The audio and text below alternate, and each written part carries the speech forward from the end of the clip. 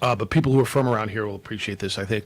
So the way these press conferences run on Tuesdays, the media gets around about noon, and it's an opportunity, and I think UNM does a good job because everybody wants to talk to the football coach, and nobody wants to go out and talk to the volleyball coach or the soccer coach sometimes. So they bring out the volleyball coach and the soccer coach, and it's good. And the media gets sound, and it's the right strategy, and they get coverage for soccer and volleyball, and you'll get cross country. Joe Franklin, all good peeps, really good people. Yes. No, really good people.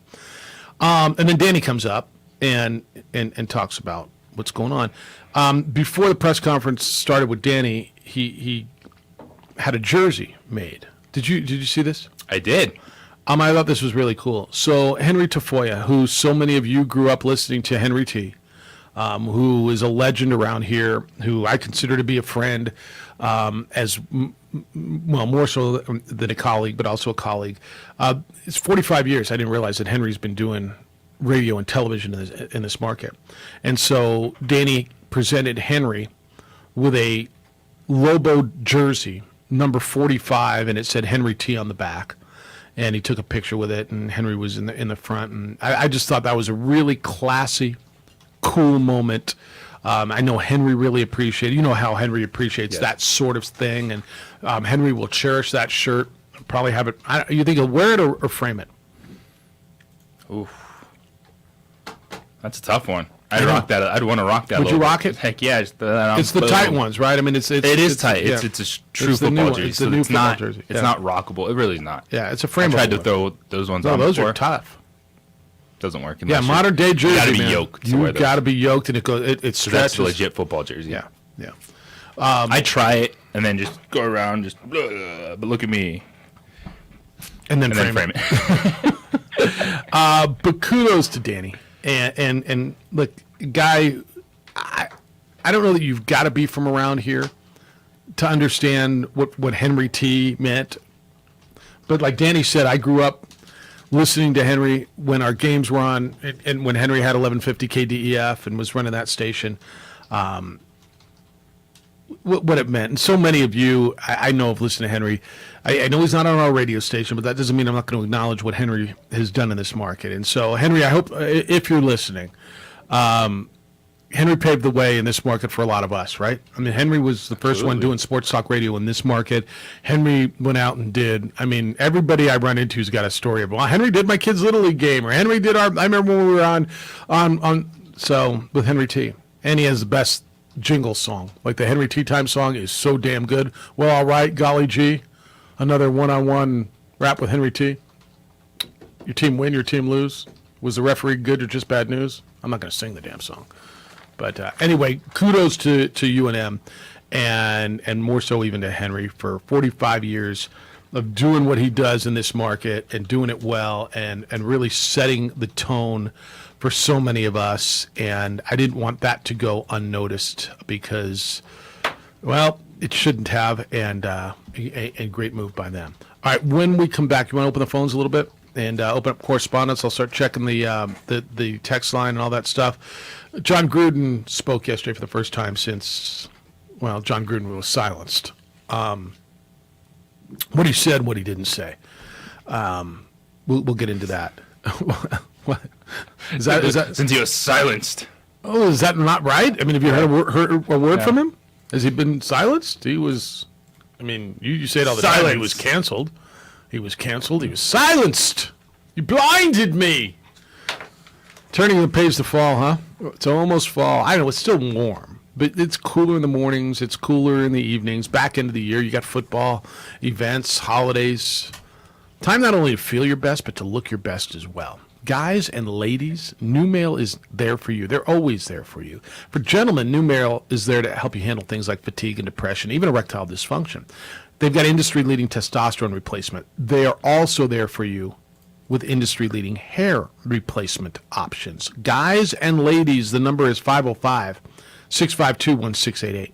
505-652-1688, or you can go online at NuMale, NuMale.com. So you can pick the option that's best for you, and they'll walk you through this. Platelet-rich plasma hair therapy. It uses your own platelets to stimulate stem cells deep in your hair follicle to stop hair loss and regrow hair. I just want to learn about it. Like, it just sounds amazing to me. I mean, what's a platelet? I want to know all this stuff. The FDA cleared clinical hair restoration laser. It's proven to regrow hair. And NeoGraft hair transplants, which produce natural-looking results in less than a week with no linear scarring. Treatments work for both men and women who want natural, thicker head of hair with no side effects. New Mail is in Albuquerque, and the number is 505-652-1688.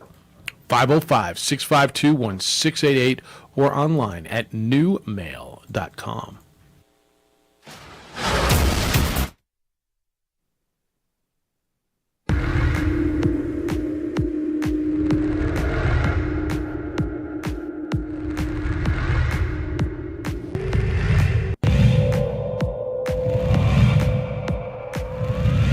Bouncing into each other. I think Ella Chavez, the setter, was probably the one who should have had it. Oh, blocked up at the line and falls in perfectly. The Sartans.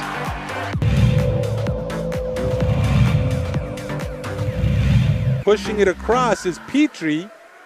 Meyer once again, Echerivel. Baker gets it off the block to Meyer. Echerivel, this time she just pushes it.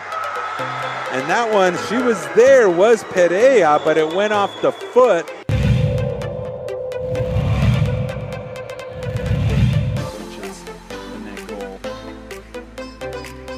Sartans have possessed the ball in the offensive zone a lot in dangerous spots just like this. Devaney with another shot and another goal. Noah Devaney.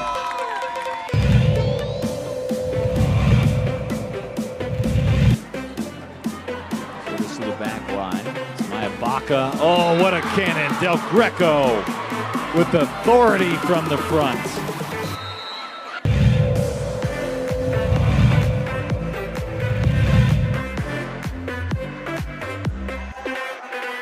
Still alive, pushing it where nobody is. Was number 10, Ella Lopez.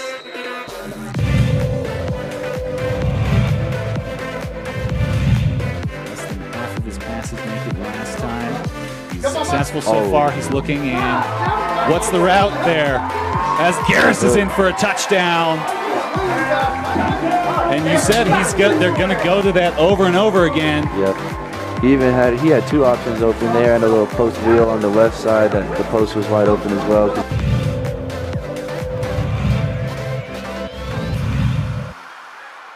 Popped up, set, crush. But it's dug up. There's another one. That one's not going to be returned. That was just like meat right there. Just grabbed it, ripped it down. Was number 12, CeCe Vance. You don't want to make it that easy.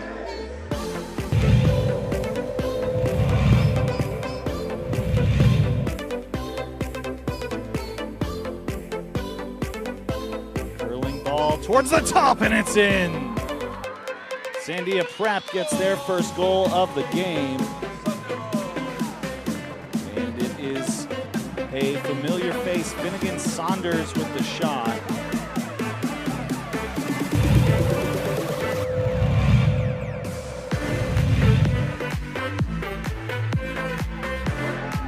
Herrera, that one's in. And it's actually Edgar Rios with the goal. 87th minute.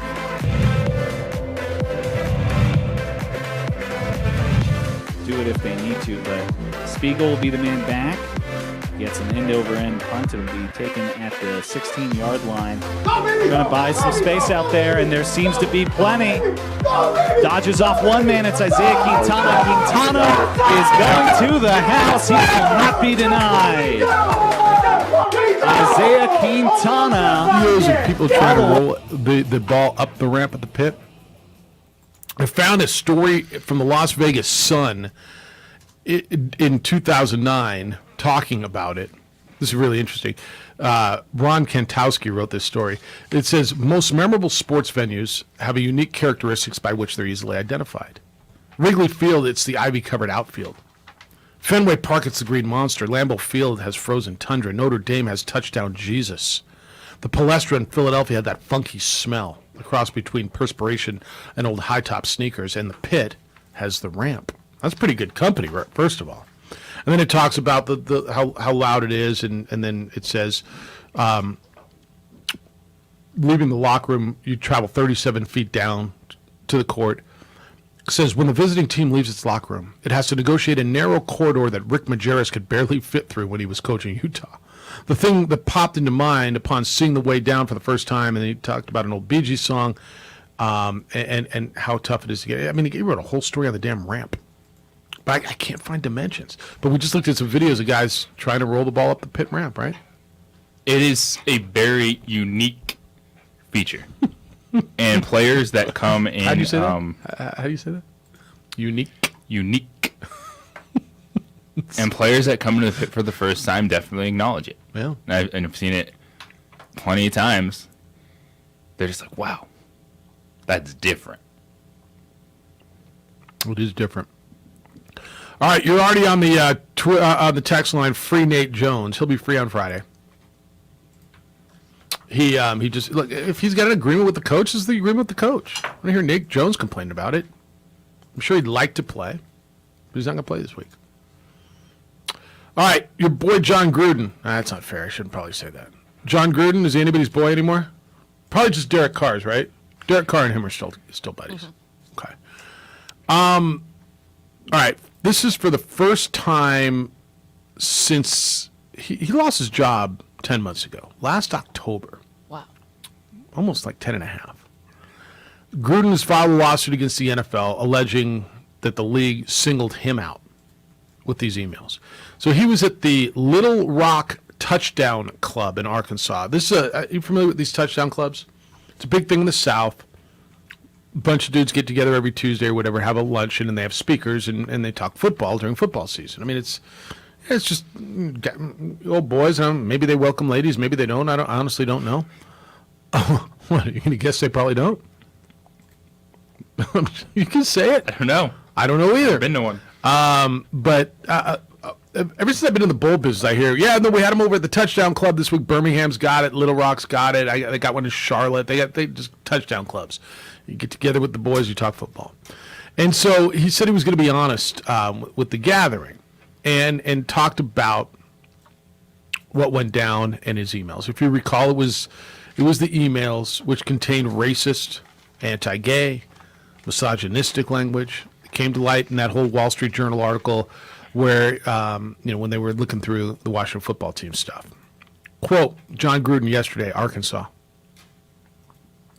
I'm ashamed about what has come about in these emails, and I'll make no excuses for it. It's shameful, but I'm a good person. I believe that. I go to church. I've been married for 31 years. I've got 3 great boys. I still love football. I've made some mistakes, but I don't think anybody in here hasn't. And I just ask for forgiveness, and hopefully I get another shot. End quote. I don't know where we are in litigation. I don't know where we are, what his lawyers have told him not to say. And I want to believe that that's part of why this message was constructed thusly.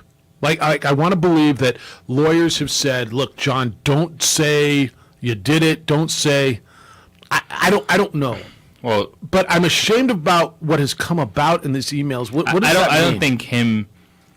Well, we know he did it because it's in the emails. Right. So that doesn't change. I don't think that would even change anything in the legal proceedings because I think he has strong ground to stand on saying, why are these the ones that came out? As opposed to everybody else's. That, yes. Yeah. As opposed to all the other stuff that was going on when you're investigating the Washington football team. Because we know he said it. So I don't think him acknowledging that changes anything in that legal battle against the NFL. Well, his lawsuit basically is saying that his were the only ones made public. There were 650,000 emails that were collected, and the only ones made public were his, not Dan Snyder's, not to whomever else these emails were addressed, copied, whatever. And I mean, look, that is pretty curious. If you're going to tell me he went through 650,000 emails, and the only ones that had anything in them were John Gruden's, we're all going to kind of raise an eyebrow, aren't we? Yeah. So I think legally, he has a good chance in this case against the NFL because everyone was kind of like, why are they scapegoating John Gruden in this? He still said those things. It's if you send emails, that's a lot different than you just sit in the office with Your assistant coaches are buddies saying stuff. So we know what the difference between that. In this situation, he's acknowledging it, and that's all you can do, man. You got to own it. You can't. Did he own it? You can't deny it. Yeah. Now, I will say, I don't like this is the one that gets me, man. It's like you made the mistake, but yet you sit there, and you're like, we've all made mistakes, right? Like, just don't be that guy. Like, own yourself. We all know we're not perfect, but like, don't try to be like, oh, right? Yeah, we've all made mistakes, right? Just own it. Sit there. Everyone in that room is on your side anyway. Like, Well, in that room, certainly in that room, yeah. I'm ashamed about what has come about in these emails.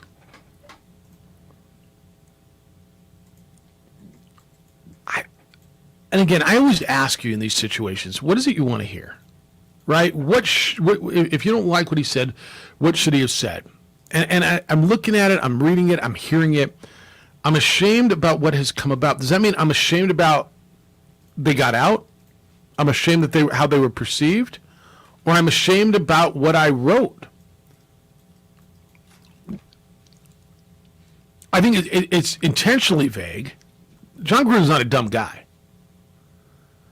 To sit on, I've been married 31 years, I go to church, I'm a good dad. Like, look, man, that's the racist. You're being accused of being a racist. I got a black friend. It's kind of what that is to me, right? Look, I got no doubt John Gruden's done some good things. And you've got plenty of people who are vouching for John Gruden, saying he's a good guy and he's done this. And you know what? There hasn't been a lot of public, and maybe I've missed it, JJ. A lot of former players saying anything about him. Like, if I were to say to you, what's the feeling on Gruden from his former players? What do you have a feel?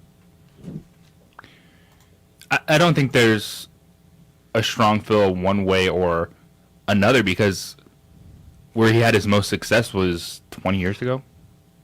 Yeah, and Keyshawn Johnson rips him. Keyshawn hates him. And he's the most vocal. He's got his own show on ESPN. He rips him. So there's not a lot of those guys' voices that are loud right now. He had his recent tenure in Vegas, which was average, with high expectations because they gave the dude a 10-year contract. Yeah. I'm surprised he hasn't popped back up anywhere, because Fox keeps giving Urban Meyer jobs to talk about college football, and no one has talked to John Gruden yet. I think that's the next shoe that falls in a couple years. Brandon, good morning to you. What's up? Yes, good morning. Good morning. I would just like to say I forgive John Gruden. I do hear what JJ's saying, like you don't just want to say, hey, we all make mistakes, but I mean, if I'm being honest, I use reprehensible language in my house all the time. I do it in text messages all the time. And if I were to get caught and people throw this out in public, I would be ashamed of it too. But that doesn't mean, like, yes, I'm a bad person as well. Why do I use language like that? Because I'm in private. And John Gruden had private emails aired out to the world. Yeah. And it's just like, yeah, I do forgive him. I know. Okay. Sticks and stones may break my bones, but words can never hurt me. It's just words. It's just words. So I forgive him, and I hope that the NFL can too, and I hope the public can. It's interesting. Thanks for taking my call, fellas. I appreciate it, Brandon. I mean, what you do in private, now, I don't know, you can get deeper into that. Does that say more about who you are, what you are? I'm not going to play psychoanalyst here. I'm not. I mean, to whatever degrees. Now, it's interesting. It's got me thinking. I mean, I don't think I use those words in private emails and text messages. Well, I guess too, if you're sending, a part of it is what email account are you using? Like, if you're sending emails to other NFL account. executives, is it a private email? Yeah, and now Or we're is it digging like really deep. Yeah, I think that's a difference. Well, it's interesting though what he said. I mean, look, I Like, think versus stuff that you're talking about with your buddies at the tailgate, at the gym, at the bar, a text message versus something I'm not sending. Was it like John Gruden at LasVegasRaiders.com? I'm gonna guess there's stuff I've texted to you over the years that I probably didn't want other people to see. And I think that's probably what's coming up in this is, were these private emails or were these, through league email addresses, thus business emails? And I guess what is it you want to hear, right? What is it you expect? I think most people are, with how it's played out, understand that. All right, your head coach lost his job, but I don't think anyone's out there saying John Gruden should never. I think there's talk plenty of people. football I again. think there's plenty of people who are saying that. Yeah, I think there are. I do. And Yes, I can't say there's always Oh. each side. Yes. Yeah. All right, back to phones when we return. 505-246-0610. Summer's close to over. That joint pain, though, still there. Time to do something. Call QC Kinetics now. Take care of that chronic pain. You put it off long enough. Time to get real, lasting relief in your knees, in your back, in your shoulder, in your hips. QC Kinetics can get you moving again with cutting-edge regenerative treatments. There's no drugs. There's no downtime. And there's no surgery. Let me say that again. There's no drugs, there's no surgery, there's no downtime. Regenerative medicine uses highly concentrated healing properties from your own body to restore and repair damaged joint tissue. QC Kinetics is the nation's leader in this exciting breakthrough natural approach to eliminating joint pain. And lots of people here have done this right in Albuquerque. They're living life to the fullest. They are pain-free. Been doing it all over the country. There's 100 plus of QC Kinetic clinics in the country, and elite athletes. Emmett Smith, Tiger Woods, Brooks Koepka have utilized what QC Kinetics does.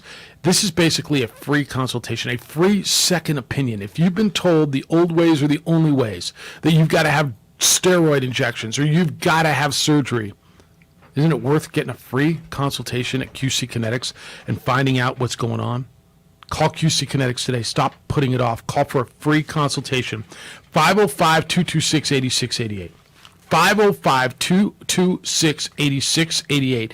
QC Kinetics, 505-226-8688. We would like to thank the following sponsors for making this broadcast possible. We fight the battles no one hears about. We drop into the middle of firefights to rescue others. And act as one-man air traffic control towers. We're the ones who go before all others.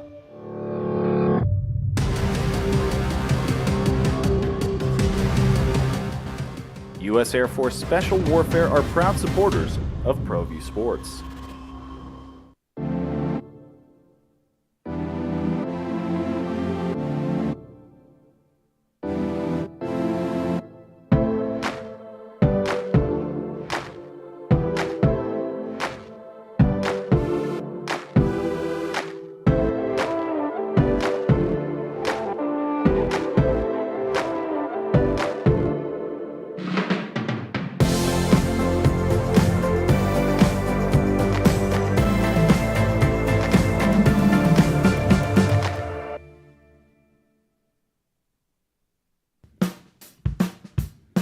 Well, I'm going to the frontier, walking to the cashier, order up a root beer and a number one. Cover it with green stuff, one scoop is not enough. Find a booth is real tough, back by the Duke. Meet my family, meet my friends in the quirkiest restaurant I have ever been. All of Albuquerque's favorite spot, it's the Frontier Restaurant.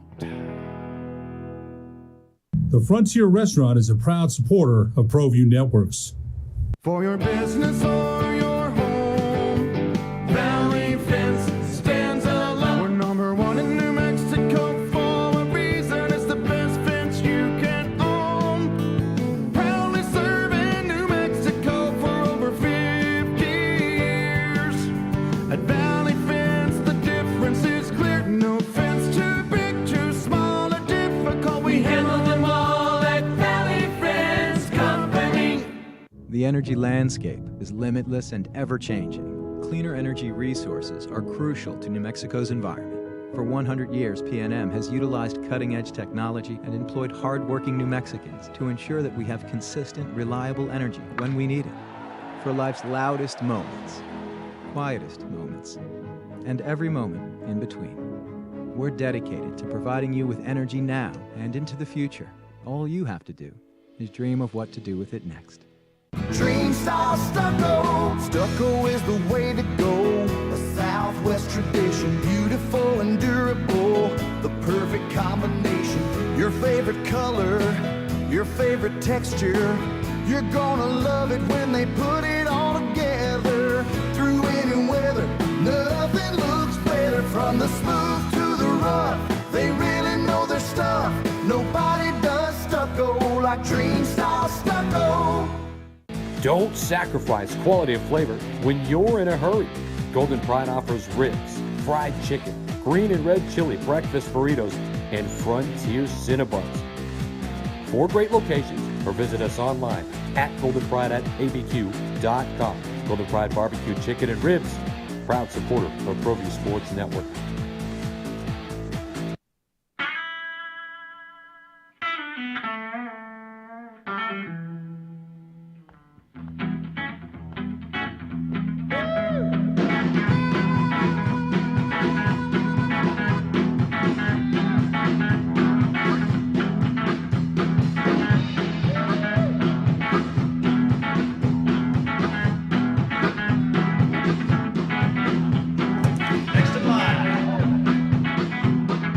Rudy's is a proud supporter of ProView Networks. These are more than just the sounds of a safe place to go after school. These are the sounds of interest being ignited and of mentors making an impact. At Boys and Girls Clubs, we don't do just one thing. We do whatever it takes to meet the needs of every kid who comes through those doors. Because whatever it takes is what it takes to build great futures. Great futures start here. We would like to thank the following sponsors for making this broadcast possible.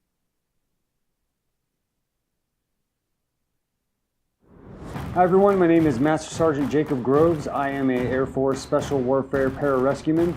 Air Force Special Warfare are proud supporters of ProView Network and New Mexico Youth Sports.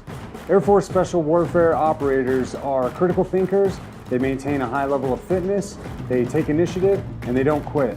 For more information on Air Force Special Warfare, contact me at the number listed below. U.S. Air Force Special Warfare are proud supporters of ProView Sports. We fight the battles no one hears about. We drop into the middle of firefights to rescue others. And act as one-man air traffic control towers. We're the ones who go before all others.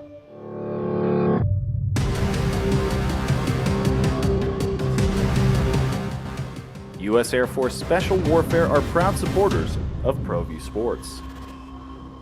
The energy landscape is limitless and ever-changing. Cleaner energy resources are crucial to New Mexico's environment. For 100 years, PNM has utilized cutting-edge technology and employed hard-working New Mexicans to ensure that we have consistent... 524-60610. Opening drive, Jeff, JJ, A-Marie, and Josh today. Ooh, who's in the background? Is that Joseph? There's more back there with Josh today. Tony, thanks for holding. Good morning, Tony. What's happening? Jon Gruden should never be allowed to coach football again. Never, ever, ever. Okay. And not just because what he said in his emails, but because he coached the Raiders twice. That's why he should never be allowed. You know, this the world we live in right now, Jeff, man, we're sissified. That's what we are. We're sissified. We're, you know, if I was to get in trouble for every time I said a comment like that, I just, on the drive to work, just said like maybe 12 comments right now. And it's about everybody. But, you know, it's so... We hold him to a higher standard. Why? Because they're in the limelight, because he's a coach, because he's just, oh my God, he's in the public eye. You know, and that right there, once we stop doing that, a lot of this other stuff will just like go away. But you know, it's just people are just so ready for the next story, for the next great wrong in life. And it's just, it's so wrong. It reminds me a lot of the country music artist, Morgan Wallen, when him and his buddies were coming home drunk. It was like 3:30 in the morning, and his neighbor videotaped him saying the N-word. And that's the society we live in. And unfortunately, you know, Jon Gruden should have been a little smarter about it. And it cost him. And it's going to continue to cost him because ain't nobody going to hire him. No, I don't think he's getting hired again. All right. Thanks, Tony. It's kind of forced me to go back and look. What did he say? Have you gone back a little bit and looked into what did he say?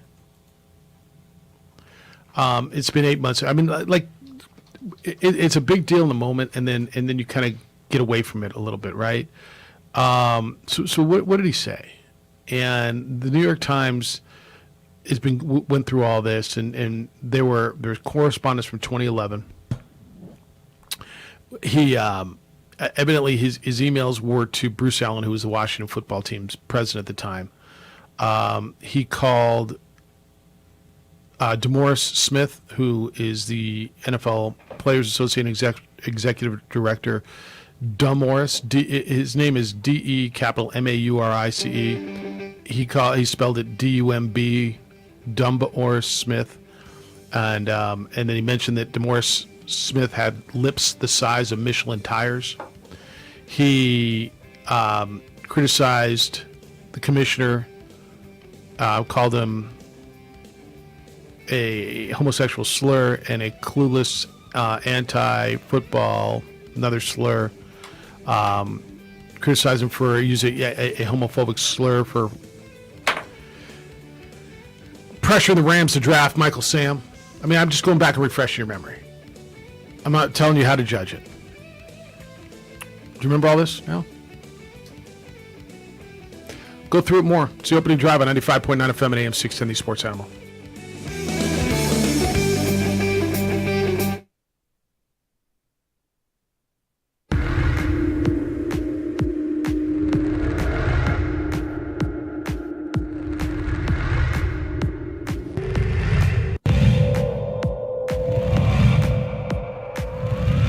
Bouncing into each other. I think Ella Chavez, the setter, was probably the one who should have had it. Oh, blocked up at the line and falls in perfectly. The Sartans.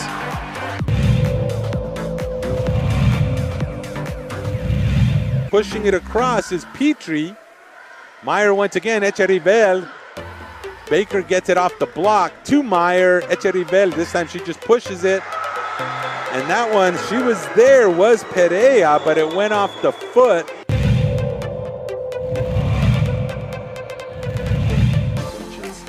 that goal. Sartans have possessed the ball in the offensive zone a lot in dangerous spots just like this. Devaney with another shot and another goal. Noah Devaney.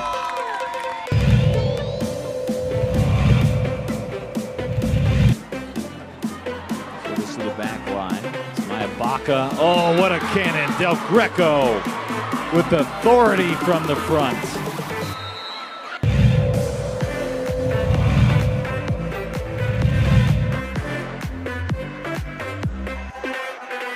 Still alive, pushing it where nobody is.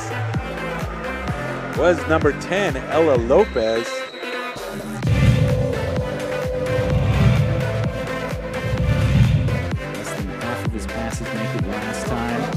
Successful so far. He's looking, and what's the route there?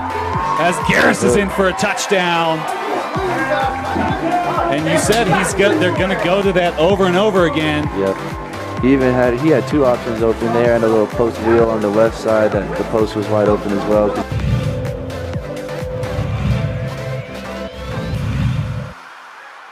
Popped up, set, crush. But it's dug up. There's another one. That one's not going to be returned. That was just like meat right there. Just grabbed it, ripped it down. Was number 12, CeCe Vance. You don't want to make it that easy.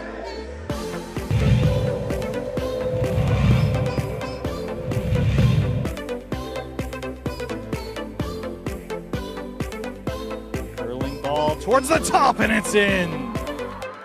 Sandia Pratt gets their first goal of the game.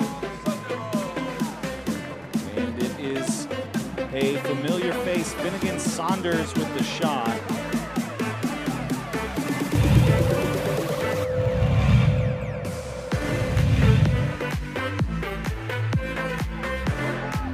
Herrera, that one's in.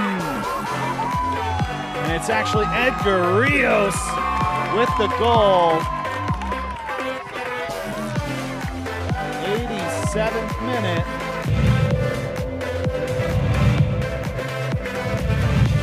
do it if they need to, but Spiegel will be the man back. Gets an end-over-end punt. It'll be taken at the 16-yard line. Going to buy some space out there, and there seems to be plenty. Dodges off one man. It's Isaiah Quintana. Quintana is going to the house. He will not be denied. Isaiah Quintana all the way from the 16-yard line, and Moriarty can tie this game up.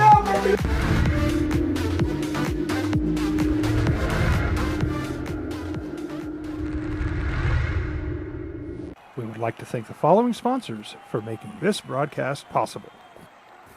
Everguard Roofing and Solar. For nearly 20 years, Everguard Roofing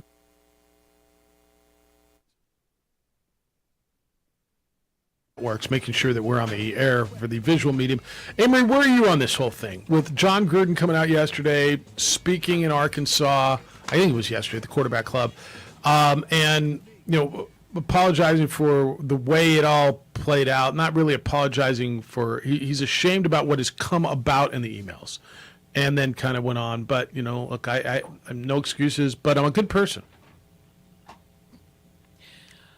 I will accept his apology, but I do think he needs to hold himself accountable. And I don't know. Now I haven't even read those emails until before the last break. Then you started. I need to dive more into those emails. No, look, they weren't good. Were there worse? Have you heard worse?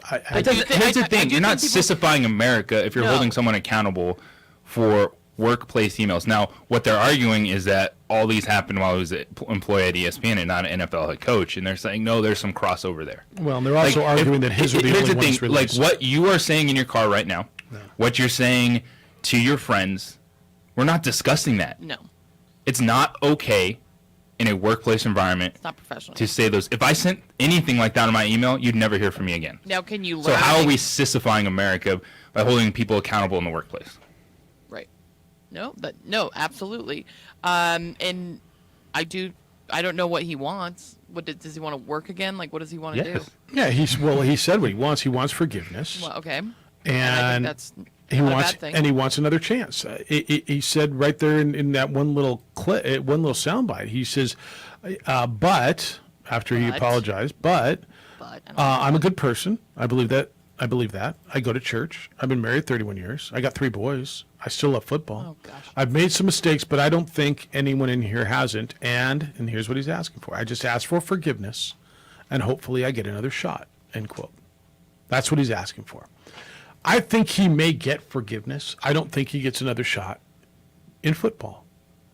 At least in the NFL. At least in the NFL. Absolutely. Can you see him coach in the USFL? Yeah, I can. Yeah. I can't see. Can you see him getting a college job somewhere? Yeah, I can see that too. Although people would lose their minds. That guy's coaching my kids. Well, whatever. No matter who hires him. Television hires him. None of it's going to look good. Does it look good that Urban Meyer got hired by Fox? Does anybody give a damn? And is he even that good? Like that one is. With all due respect, Gruden's a way better analyst than Urban Meyer. They keep bringing Urban Meyer back. Yeah, but not because they didn't announce it. They didn't put out a headline. Well, they ran the commercials. Like they're promoting him in that commercial. Yeah, they were kind of like, was anyone going to notice this? He's just going to be there. Who's going to say anything? Is there an argument? Who's a better analyst, Urban Meyer or Gruden? I mean, it feels really easy. It's not Gruden by far, right? Yes. Okay. I don't even see the value in bringing Urban Meyer back. What? No, absolutely not. But they did. All right. Toxic. It was super toxic. It's nice that he apologized, but and he did make mistakes. But sometimes your mistakes, might not get a job. But good, he apologized. Yeah, I mean, at some point he had to say something, right? Obviously. At some point he had to say something. I would hope so. So, all right, 505-246-0610. You know how we feel on Gruden. If you want to get in, how you feel. I mean, should he get another shot? Were you satisfied with what he said? He'll say more. It feels like once you break the seal on these sorts of things, he'll end up on some show/podcast. Hell, probably by the end of the week. Documentary, Netflix. Well, whoever he trusts, and it sounds like it's not anybody at ESPN, right? He said in at the quarterback club that he said, quote, I get choked up, because there's a lot of misunderstanding out there right now. What you read, what you hear, what you watch on TV. Hell, I worked at ESPN for 9 years. I worked hard at that job. I don't even want to watch that channel anymore because I don't believe everything is true. And I know a lot of it's just trying to get people to watch, but I think we've got to get back to reality. And quote, what does that mean? We got to get back to reality. The reality is you said what you said. It's documented. You put what you put in those emails. So this is one of those where if you're gonna speak, you really have to stay on message, and it's hard, right? And I've never been in that situation, and I hope never to be. But if you believe down deep, I'm this good guy. I go to church. I'm married. I do everything the right way, and that doesn't reflect who I am. But you've got to go out there first and do your mea culpa. You've got to apologize. It's hard to not get sucked into defending yourself. We would all want to sit there and defend ourselves, right? And what you're hearing isn't all true. And all people are hearing is about your emails, right? Now, is he wrong when he says, why me? Why did you single me out of 650,000 emails and I'm the only ones who were released? He's actually... No, those are two different conversations. That's right. But he's trying to make them the same. Well, no. He has a legal battle saying, why were these ones leaked? Right. But once they're leaked, it doesn't mean they're fake emails. Correct. Nor has he ever claimed that. Yeah. I don't believe he's ever claimed they're fake emails. So it's like you have to own what you said. Someone was trying to make you a scapegoat. Mm-hmm. And that's why I think that he has a good chance in his legal battle versus the NFL, but it's also, that doesn't mean that we ignore what was in those emails. Yeah, I think once you start doing this, right, I mean, obviously Gruden and his legal team have said, all right, it's time. And whoever it is he trusts, and again, I don't believe it'll be anybody at ESPN, whether it's, if he trusts Colin Cowherd, or if he trusts Dan Patrick, or if he trusts Pat McAfee, whoever he trusts, I believe he's going to go and do a long-form thing here. Wouldn't you say within the next week and a half? NFL season starts, the timing's right, put him right back center stage. There's your timing, and he could take over the first Sunday of NFL Today and what's the other one called? NFL Live, NFL Today. What are the network shows called? Whatever. John Gruden's leading it off instead of the big game. There's so many places. Whether the Amazon's in that space now with Thursday Night Football. There's always people streaming different shows.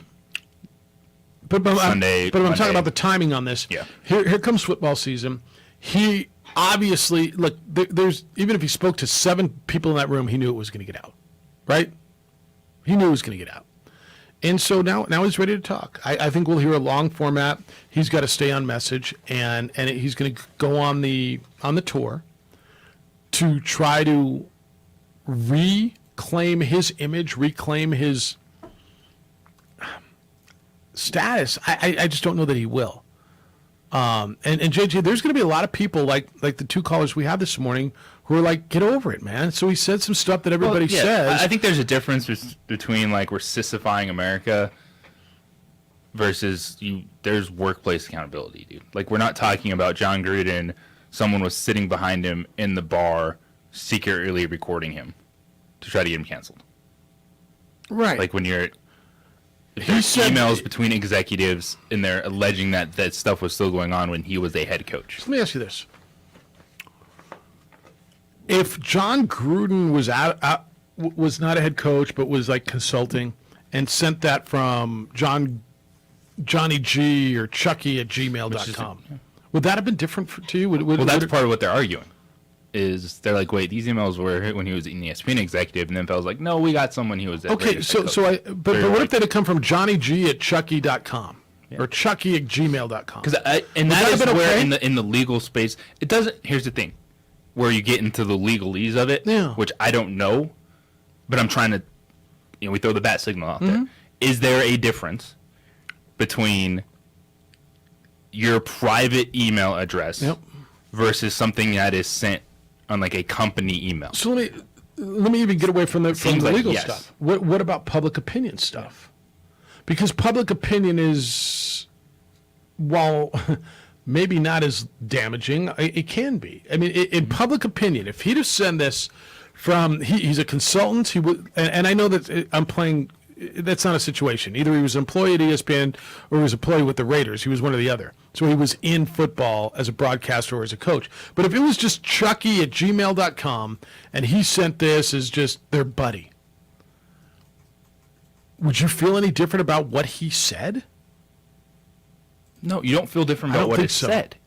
But I think what it comes down into the legal aspect of it is, would the NFL have tried to axe him, or could he have just gone on the apology tour and been like, I'm taking classes and going through this training. Sensitivity. Sitting through all the training that we all do at our work, by the way. Yes, I remember that. So, yeah. And that's the question. And people are like, well, why are you overdoing this? Because people are going to be now looking at John Gruden and saying, is he going to get back on TV? Is someone going to give him a coaching opportunity? And so it's more than just his apology, because now people are going, is John Gruden come back? Is he good enough to come back? 505-246-0610. 8:30 this morning. Sebastian Noel's going to be with us. Josh's good buddy, the voice of the people. ProView Networks. We'll talk high school sports coming up at 8:30 this morning. Hey, you're in business. You don't even have to be in business, but you know how important your computers are, how important your network and your remote access is to your everyday business. ABQ IT knows it as well. Most business owners want to know three things, right? You want to know your system is going to work, your system is secure, and how much is it going to cost me? ABQ IT created a business model with your business in mind. They monitor your computers and network to keep them operating. They'll watch for any activity that is malicious and protect your operation. And best of all, they do it with one predictable cost. You know what you're going to pay at the end of every month. So do you get several bills now? You get one from the internet provider, you get one from cybersecurity, and then you get another one when you buy new equipment. ABQ IT does it all at one cost. There's no hourly rate or labor billing. There's no hidden fees, no out-of-scope charges, and your rate will be predictable and will not change.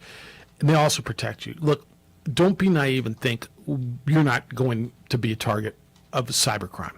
I hope you're not. I hope you're not going to be cyber attacked. APS probably thought that. Bernalillo County probably thought that. They both got shut down. It cost them productivity and a lot of money. Don't let it happen to you. Take advantage of this. Take time to get a free assessment from ABQ IT. ABQ IT. You won't have to worry about computer problems again. Visit abq-it.com. That's abq-it.com. No more worrying about your computer systems when you do business with ABQ IT.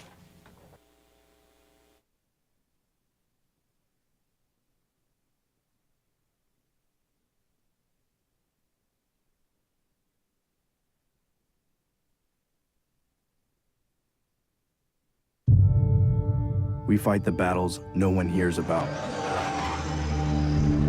We drop into the middle of firefights to rescue others.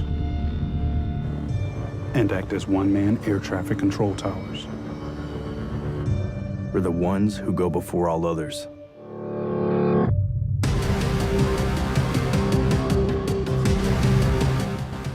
U.S. Air Force Special Warfare are proud supporters of ProView Sports.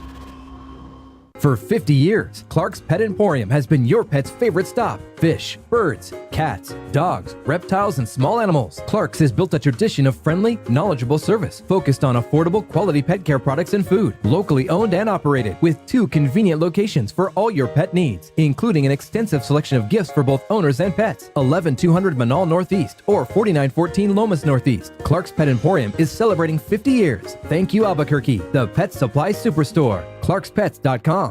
Don't sacrifice quality of flavor when you're in a hurry. Golden Pride offers ribs, fried chicken, green and red chili breakfast burritos, and Frontier Cinnabons. 4 great locations, or visit us online at goldenpride@abq.com. Golden Pride Barbecue Chicken and Ribs, proud supporter of ProView Sports Network.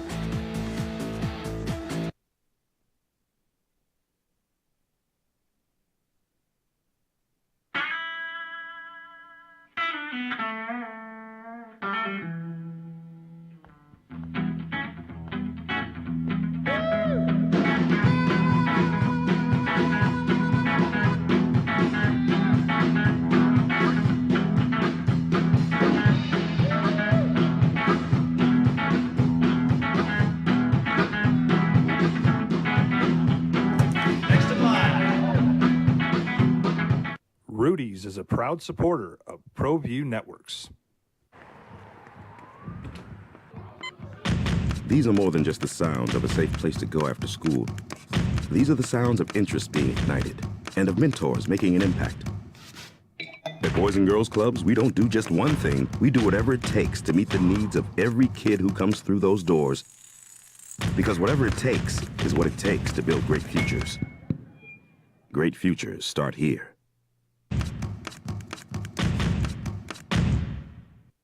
High school sports are back. You can watch every ProView Network broadcast online on the NFHS network. Every moment from every game from every sport, including all NMAA state championship games. Get your monthly pass now. Just go to ProViewNetworks.com, click on the NFHS logo, and sign up today. Watch New Mexico's best.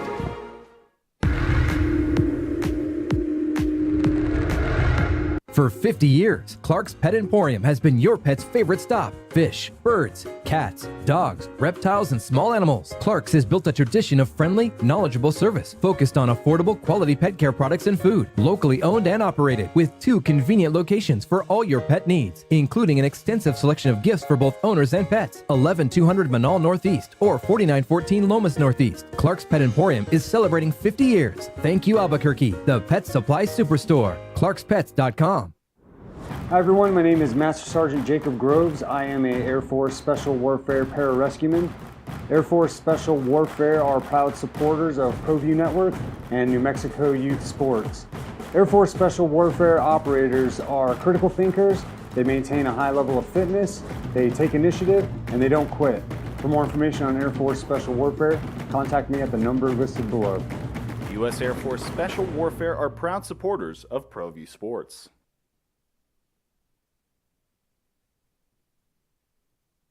We would like to thank the following sponsors for making this broadcast possible. We fight the battles no one hears about. We drop into the middle of firefights to rescue others. And act as one-man air traffic control towers. Looking forward to getting into some high school football because there was some good stuff over the weekend. Jeff sent me a text on Gruden, and he said Gruden's in a leadership role. He's got to be held to a higher standard. I had to spend time explaining to my 13-year-old about what was bad about his statements and why we don't think that way. His statements are exactly the opposite of what we're teaching our children. And me and my family are Raider fans. Right? And I think there's a big piece of that. You're in a leadership role. Are you held to a higher standard? Well, you're going to tell me Bob Kraft wasn't. Right? Yeah. 505-246-0610. Edward. Yeah. What's up? Boy, this subject matter is rich, my friends. As we hearken on the last day of August, well, Earth, Wind, and Fire for tomorrow, suddenly September, by the way. Tomorrow music. September. Yeah. This is rich. Let me start. You know where I'm going to go with this eventually. But by the way, the emails from Dan Snyder, the emails from the ownership group of the Miami Dolphins, you want to see those? Will never, ever, ever be released. And I'll tell you why. Because if it's Miami and they were everybody's throwing games, right? Suck for luck. You go down the list. If it came out that they were intentionally throwing games and changing and impacting the competitive balance of the NFL from a betting perspective, it would kill the credibility of the NFL. It will kill the credibility. If the emails come up from Dan Snyder and all his misgivings and misfortunes and everything else under the sun that he's done, those emails will never see the light of day. By the way, Gruden alluding to the NFL putting pressure on the NFL's draft, what was the linebacker that was homosexual? Michael Sam. Michael Sam. I guarantee you Jeff Fisher will forever have a position in the NFL, and I know that's Ned James' boy. He will forever have a position in the NFL because he fell on the sword and drafted that guy in the 6th or 7th round at the end of the draft. And I'm not saying he didn't deserve to get drafted, but there was coercion to draft that individual out of college. And it happened, and I think Gruden, and I'm not defending Gruden, alluded to that in his emails. So where is Jeff Fisher now? Yeah, out of the NFL. He's in the USFL, I think. Yeah, but isn't it not it's probably there's some level of affiliation, and I don't maybe think there is. you never know who's getting paid. You never know who's getting a long-term check forever for doing what they did. Regarding your personal phone usage, coming from your private email, every person listening to this show for the past 5 years, when Deflategate was in full progress, and the league was paying for an investigation, and the investigator asked Tom Brady to give his phone over. You've had callers this morning saying, I'd say this in my personal life, I do this in my personal life. Not a single person listening to this show would hand over their personal phone. Nobody. Factor in that you were married to a supermodel. They leaked an email where he just talked about something about Peyton Manning and having, more longevity or whatever the content was. And that made first-rate news. So I just think, what's said what's said and communicated in a leadership position, there's full accountability, and that's why the emails from the ownership group will never, ever see the light of day. When you're in a leadership position as a coach, Gruden needs to be held accountable, right? If you're a league employee, a player or assistant coach or otherwise, and you leak things as from a league account, if you will, or from a podium, then you need to be accountable. And Jeff, you always say this: there's freedom of speech in this country, but there's consequences to what you say, and you have to clearly understand that.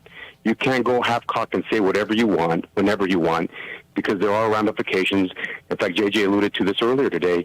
If I send something up in my personal thing, you'd never hear from me again, and I completely agree with him. So I just think it's rich subject matter. Quickly on the Aggies. I'm disappointed. I root for both the Lobos and the Aggies. You got to win these games, and I know that you got to learn how. Well, stay with me, Jeff. You got to learn. There's a progress, and the coach yesterday alluded to that, and he did a good job dissecting it. But those are winnable games. I don't expect perfection, but I expect wide receivers who have been playing the game since they were 6 to make catches when the ball hits them in their hands. Two-handed catches. I expect general execution, and that was a winnable game. And I think these programs need to get to a point where you win those games. You may not win this weekend, you might not win against the better teams, but win those games, right? And I think they're going to do good things down there. I think the Lobos are going to get a good win this weekend. By the way, I'm going to miss the tree. I hope people get over that. I can't believe you spent 2 or 3 segments yesterday talking about a tree, but that was good. And by the way, Henry T, legend. I think that was a nice gesture and a beautiful move by the head coach of the Lobos to recognize his accomplishments. And I just want to say thanks for taking my call. And I'll unleash division winners and Super Bowl predictions via email. And I hope you guys have a delightful day. Thanks. On the Aggie thing, look, I think you got to learn to win, right? Teams that haven't won learn how to win. How many coaches have we asked over the years? Is there something to learning to win? Is it something? Is that a real thing? And a program that's been down, a program that loses, and I don't care if there's 40-something new players on that team, they got to learn how to win. Could New Mexico State have beaten Nevada the other day? If they played them again next week or in 3 weeks, could they beat them?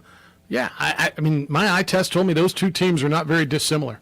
Those two teams, and I don't know if that means Nevada's come up way backwards or New Mexico State's made a move. But those two teams, talent-wise, what I watched on the field, coached-wise, they weren't dissimilar. Catch the freaking football, and you might win. But turnovers was the difference, and Nevada made more plays. Hey, Keith, good morning to you. Hey, good morning. I never really thought about this, but with John Gruden, when he speaks in derogatory terms about others, and we're talking about him, he used the name Chucky quite a bit. Yep. And I wonder how come nobody got in trouble for putting that label on John Gruden, because that's derogatory. In what way is it derogatory? It was comparing him to the character in, what was the movie? Was it Friday the 13th, I believe? Right? Yeah, which one came out first? Yeah, or Halloween or Friday the 13th, one of those. Yeah, but it was the doll. No, right? But I just, I don't know how people feel about that, but when people get monikers thrown out there in public, it's hard to erase them. It's interesting. And so I just was wondering how come the playing field isn't quite level there. Now, I'm not trying to defend him because I've never liked him, and here I go, I'm calling him a jerk. But, but I was just, it sounded curious because I was listening to a conversation, and I was just wondering how in the world did nobody get in trouble for making fun. I guess if he would have taken John offense Gruden? to it, He embraced it. Keith, he embraced it. He kind of grabbed onto it. If he'd have taken offense to it, I think it would have become, it's something offensive. How do we define that thing as offensive? And I've asked this a lot. If someone is offended, is it offensive? I don't know that anybody was offended by him being called Chucky. I think somebody, I want to say it might have even been Rome, who said he looks like the doll on the movie, and that's kind of where it went to. Yeah. So. Yeah, no, I don't think that it personally bothered him so much, but I think he loved it. When we get into this thing about name calling, yeah, it's fair. It's hard to draw a line. Fair enough. No, Keith, appreciate your call, and thanks for the input today. It's interesting. I've never thought of it in those terms. Of you. Well, you're right. If he didn't like it, if he was upset about it, he would have made it known. I think he would have made it known. And it would have amplified. Yeah, because people love that kind of stuff. All right. Coming up next, we're going to talk high school sports. Sebastian Noel, ProView Networks. Great stuff on Friday night. Last week, you got more coming up. 2 weeks into the football season, what do we got? The Voice of the People is next on the opening drive on 95.9 FM and AM 610, the Sports Animal.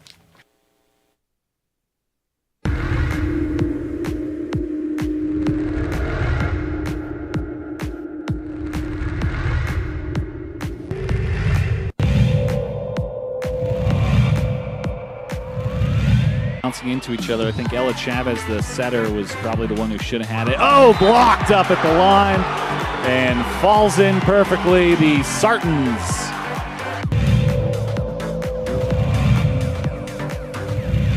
Pushing it across is Petrie. Meyer once again, Echerivel. Baker gets it off the block to Meyer. Echerivel, this time she just pushes it. And that one, she was there, was Perea, but it went off the foot. In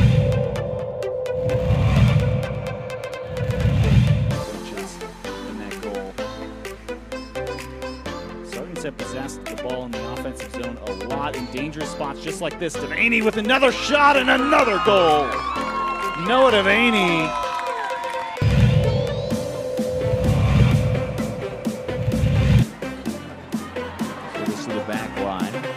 Baca. Oh, what a cannon. Del Greco with authority from the front.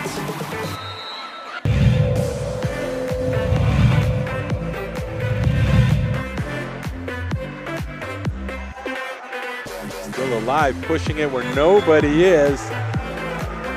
Was number 10, Ella Lopez.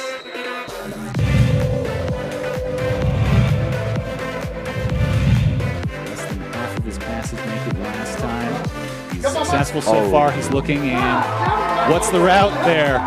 As Garris is in for a touchdown. And you said they're going to go to that over and over again. Yep. He had two options open there and a little post wheel on the left side, and the post was wide open as well.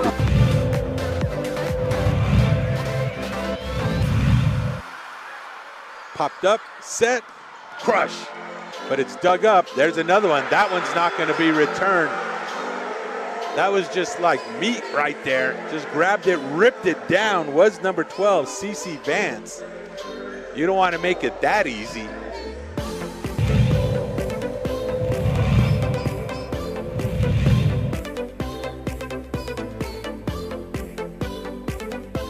Curling ball towards the top, and it's in. Sandia Pratt gets their first goal of the game. And it is a familiar face, Finnegan Saunders with the shot.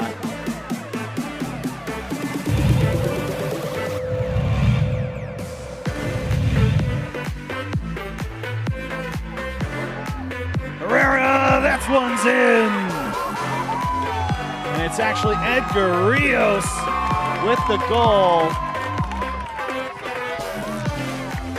87th minute.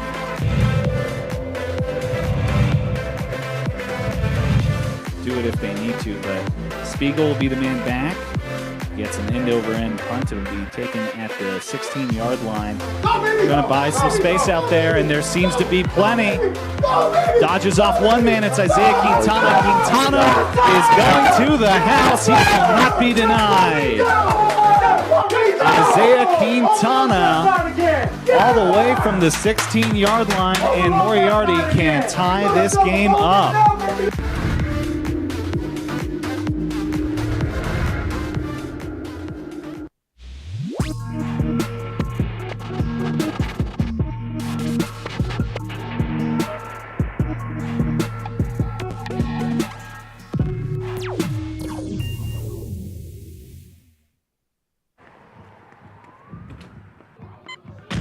These are more than just the sounds of a safe place to go after school. These are the sounds of interest being ignited and of mentors making an impact. At Boys and Girls Clubs, we don't do just one thing. We do whatever it takes to meet the needs of every kid who comes through those doors. Because whatever it takes is what it takes to build great futures. Great futures start here.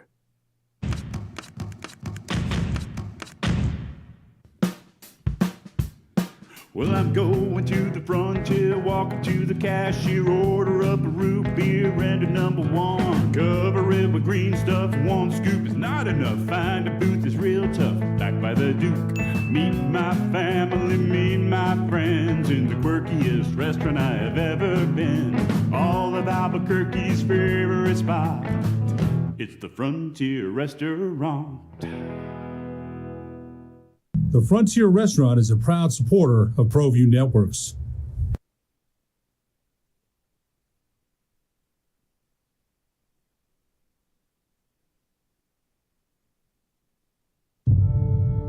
We fight the battles no one hears about. We drop into the middle of firefights to rescue others. And act as one-man air traffic control towers. We're the ones who go before all others.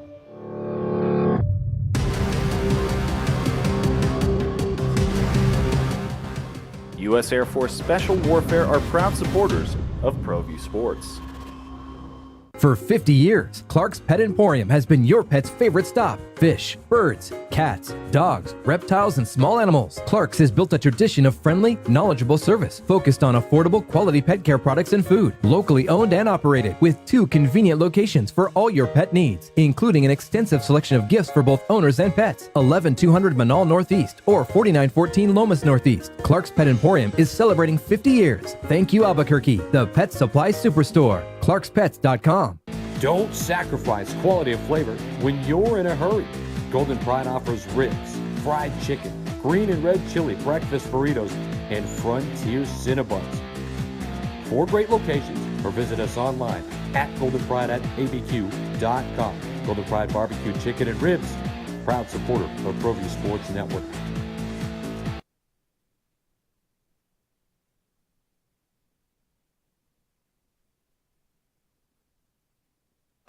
High school football week 3 coming up this coming weekend, and man, we are off to a really interesting start. Opening drive, Jeff, JJ, Amory, and Josh today.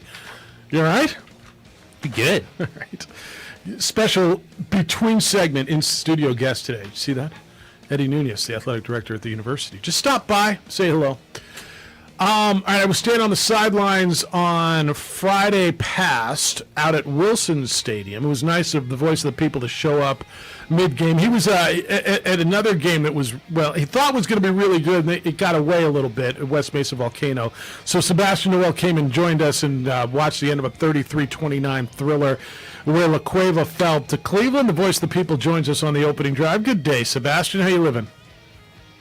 Good morning, guys. Man, you got Josh directing your show? That's big time. I mean, you know, he directs my show. Yeah, no, I know. That we're not quite your ilk yet, but I think he got the call this morning, and he's like, I got to get up and deal with these idiots. And yeah, no, Josh, and by the way, I get hair envy every time I look at Josh. Terrific. Oh, it's a beautiful head of lettuce, Yeah, isn't it? no, it's terrific, thick, full head of hair that I could get if I go to New Mail, but I've opted to give, what the good Lord gave me or took away from me. Hey, it was good hanging out with you on the sideline. We saw a pretty amazing game, an ending that was decided by a really good throw and a better defensive play as Cleveland holds on 33-29 at La Cueva. Yeah, I mean, first the particulars, right? Like Devontae Shendo was the safety that came over that made that hit. And, man, I mean, we were close enough to that action where you could feel that crunch, Jeff, because it was definitely a catch. And then Devontae came over and just jarred that ball loose. And I'm a feeling those two teams are going to see each other again. But that was quite a game. And what about the crowd? I mean, there was a little empty pocket on the Cleveland side, but I've never seen the home side that full. Yeah. And that includes the championship Manzano and La Cueva that was played there. The home side wasn't that full for that game. The standing room was just unreal. It was playoff quality. JJ, the whole home side was full, and then that area, where the concession area was full. Let me set that scene for you. So La Cueva was down 33-29. Cleveland had the ball. Fourth down at about the plus 40-yard line. They go for it. La Cueva makes the stop. So Aiden Armenta and that Bears offense gets the ball back with just, was it right about under 2 minutes? Right about 2 minutes to go. And Aiden Armenta moves him down. It was fourth down and about 6-ish. Armenta, I think, is so good on schedule. In the pocket, he throws a great ball. But he turned the ball over a couple times the past couple weeks when he was forced out of the pocket. Fourth down, he gets forced out of the pocket, rolls to his right, and makes a perfect throw. Hit his receiver, literally between the numbers, and the young man makes the catch. And Devontae Shendo comes and gets there as the ball's arriving and separates him from the football, and that's ball game. Is that about it? Yeah, it was. Yeah, no, that was well done, my friend. Well done. That was perfect. And it was what an ending to the game. I mean, that's what La Cueva would have wanted, right? A drive to win the game at the end. Yep. And it looked like they were poised to do that. But no, Devontae had other ideas. All right. You were Sebastian Noel's with us on the opening drive. Well, Sebastian, what else jumped off the page? Like, we have to address what happened last week. Well, I think Volcano Vista is kind of a team that's been off to a real nice start that maybe we didn't talk about enough. I mean, part of that is because we've seen this before, right? And but it's amazing that they just kind of reload over there. They do the same thing every year. They're really quick to the ball defensively. And we've talked about their quarterback, Elliot Pasquet-Bell, before. Love him. And he really has been quite impressive the first 2 weeks. Hasn't thrown the ball over, moves it down the field, and then he adds that running component. So I think that. But the big sleeper's got to be Hobbs. I think the Eagles are off to a 2-0 start. They beat Artesia 69-48. Yes. Yeah. I mean, Artesia's not known for their defense, right? So that's not a surprise that was a high-scoring game. But 69-48, that's a little ridiculous. What about JJ's alma mater? Aiden Chavez is back, and Siebel put up. I understand they played Valley 68-14 in Aiden Chavez's first game back. Yeah, absolutely. Two ways to look at that one. A really good win, right? Aiden was like he never missed. A couple of touchdowns to Marcus Wilson. Now I was a little alarmed that they gave up 2 touchdowns to Valley, if I'm being honest. So I still have those questions about their defense. I want to see them this week against West Mesa. But no, that's a contender. There's no doubt about that. When you have a quarterback like that with those receivers, JJ, you can be a proud Cougar once again this year. I think they're gonna have something to say about that district. Or they'll be in the playoffs. I wouldn't be surprised if it was a home game. And also looking at the schedule, we see Cleveland. It's their first of 2 road trips out to West Texas. What does a game mean like that for Cleveland and just their program, but the season overall? Well, I know they're pretty excited about it. I had a chance to go to the Academy game on Saturday, and there was some Cleveland players there, and I was talking to them on the sideline, and they're pretty excited about being able to showcase their team and their talents in that environment. So they don't take the fact that they're going to Texas to play football on a Friday night. They don't take that for granted. They're pretty excited about it, and I think, I think it'll help widen the gap even more between Cleveland and everybody else if they continue to play this kind of schedule. Because Friday night lights in Texas, that's what you want to do if you're a high school football player, and Cleveland's the only one doing that on a regular basis. So it's pretty impressive. And it also looks like hopefully Centennial gets some travel miles early in the season, coming back up to take on La Cueva. A good one, Centennial at La Cueva. What do you think of that matchup? Yeah, they've definitely reached diamond status, right, in their travel points. I mean, they really have they have a chance to take early control here, because if they get this win, then that means they have a win against Cleveland and a win against La Cueva, the other two top teams in the top three, and they're in the driver's seat the rest of the way. I would imagine their Max Preps rankings would stay so strong from those two wins that it will be hard for them to relinquish the number one spot if they continue to play well. I'm going to give you diamond status, though, on the schedule. La Cueva opened up with Rio Rancho, who I guess maybe isn't as good as they've been in the past, and there's no guessing about that. And then Cleveland and Centennial. So let's play the other side. And by the way, I'll have a spot for you right there on the 25-yard line where I'll be standing if you want to come join me. If La Cueva beats them, now you got this whole mishmash. They all beat each other in the first 3 weeks of the season. Yeah, it's fantastic. And we talked about that, I think, probably about a month ago, preseason. We talked about, that the 6 criteria points at the end of the year, the head-to-head component, which is often never used because the top teams really don't play each other that often, the head-to-head will totally come into play this year because all those teams will have played each other. And, and it doesn't get any easier for La Cueva because they have Volcano Vista and Los Lunas coming up in their non-district. So good. It's so how did that happen? I'm sure Brandon Beck isn't saying that, but how did that schedule get put together? I mean, if you look at La Cueva, go Rio Rancho, then Cleveland, then Centennial, then who'd you tell me next week? Los Lunas, and then they're playing everybody. And Volcano, you said Volcano, and then Los Lunas. Just luck of the draw.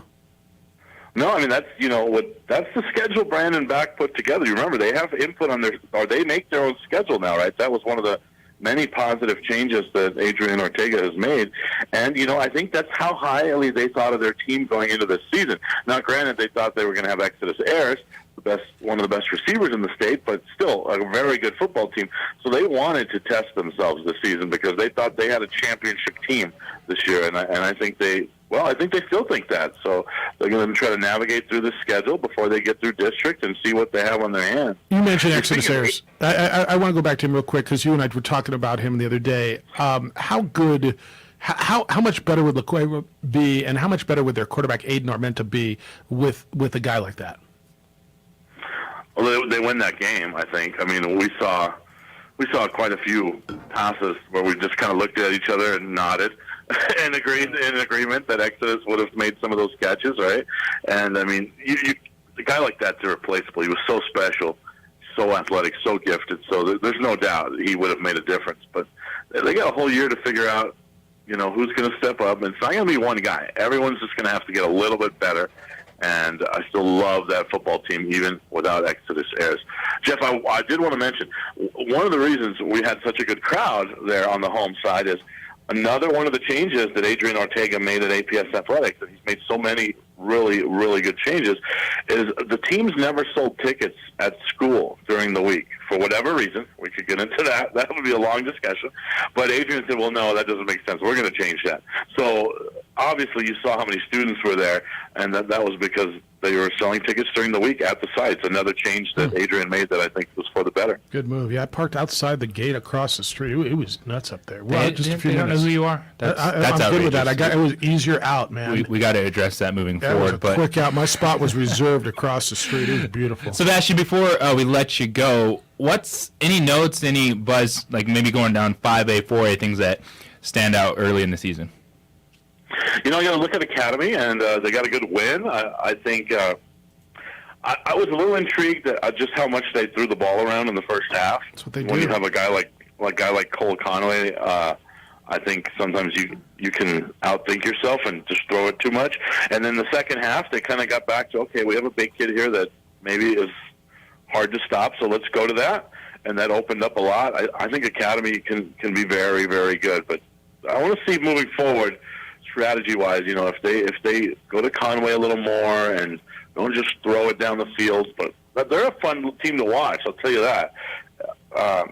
And then, I don't – Artesia, giving up 48 points, I know Hobbs is good, and I know Artesia doesn't really, pride themselves on defense, but that's got to be an area of concern for Artesia fans. All right, you got Farmington and why am I forgetting what's your game this weekend? On my 50 Game of the Week, Friday night. Farmington and Los Lunas. That's We're right. pretty excited. Paul Sierraman's great quarterback, obviously. I'm excited about the kicker. That's right, I said it, the kicker. Caden Bell at Los Lunas, best kicker in the state. Right now, he's third in the nation in Max Prep's kickoff yardage. This kid can kick. Like, I would not be surprised if this kid was kicking for one of the state schools. Well, he'll be kicking at the next level, that's for sure. Looking forward to it. I know I won't see you out there. You'll be at your place. I'll be at a different place. But I'll DVR it and watch it when I get back. Watch my 50 Game of the Week down at Los Lunas on Friday on Channel 50. And, of course, tune into ProView Networks. Your show is how do people watch your show? My show comes on Comcast Channel 26 at 10 o'clock on Mondays when we release a new episode. But you can also check that out on YouTube. You just type in ProView Networks Local Focus. This week I talked to Elijah Brody, and on Monday I will catch up with La Cueva quarterback Aiden Armenta. So good. It's a great show. It's a great watch. Always appreciate the conversation. Man, it was nice to see you the other day. Spend some time with you. Good. Have a great call on Friday. We'll talk to you next week. All right, guys. Be good. Be Thanks. well. The voice of the people, Sebastian Noel. It was good with him down there. He showed up. He was out at the Volcano game. He's like, yeah, I got away. He has his own parking spot. Now, you want to tell you, now he didn't have to park across the street outside the gate. That is understandable. Yeah, totally. Pull up right to the press box. Do you know who I am? Oh, they're the voice of the people. Yes, sir. Can we get you a beer? Can we get you a massage therapist? Can we walk you in? Yes. People all along the chain link fence. Sebastian! That's Sebastian Noel. Yep. No, he's the voice of the people. All right. 505-246-0610. It shall be yours the rest of the way. I'll get you a lot of, you're talking about the tree. You're talking about John Gruden. You got correspondence. We're going to reset for you and get you what you had to say. Looking forward to the next hour plus on the opening drive on 95.9 FM and AM 610. The Sports Animal.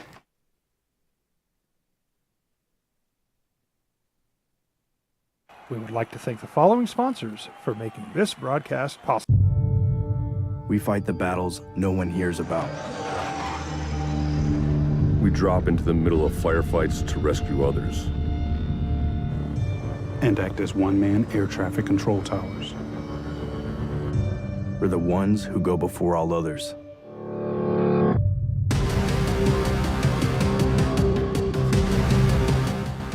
U.S. Air Force Special Warfare are proud supporters of ProView Sports.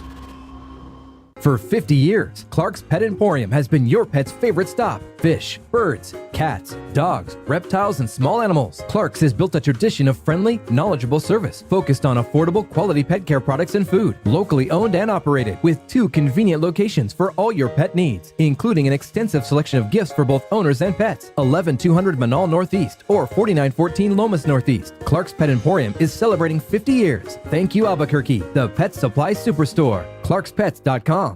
Don't sacrifice quality of flavor when you're in a hurry. Golden Pride offers ribs, fried chicken, green and red chili breakfast burritos, and Frontier Cinnabons. 4 great locations, or visit us online at goldenpride@abq.com. Golden Pride Barbecue Chicken and Ribs, proud supporter of ProView Sports Network. Well, I'm going to the frontier, walking to the cashier, order up a root beer and a number 1. Cover it with green stuff, 1 scoop is not enough. Find a booth is real tough, back by the Duke. Meet my family, meet my friends in the quirkiest restaurant I have ever been. All of Albuquerque's favorite spot, it's the Frontier Restaurant. The Frontier Restaurant is a proud supporter of ProView Networks.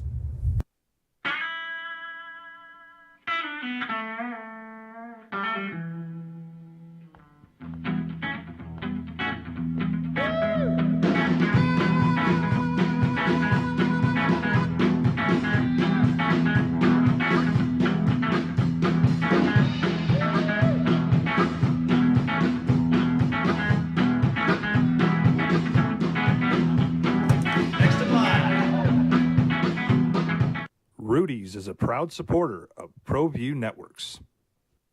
High school sports are back. You can watch every ProView Network broadcast online on the NFHS network. Every moment from every game from every sport, including all NMAA state championship games. Get your monthly pass now.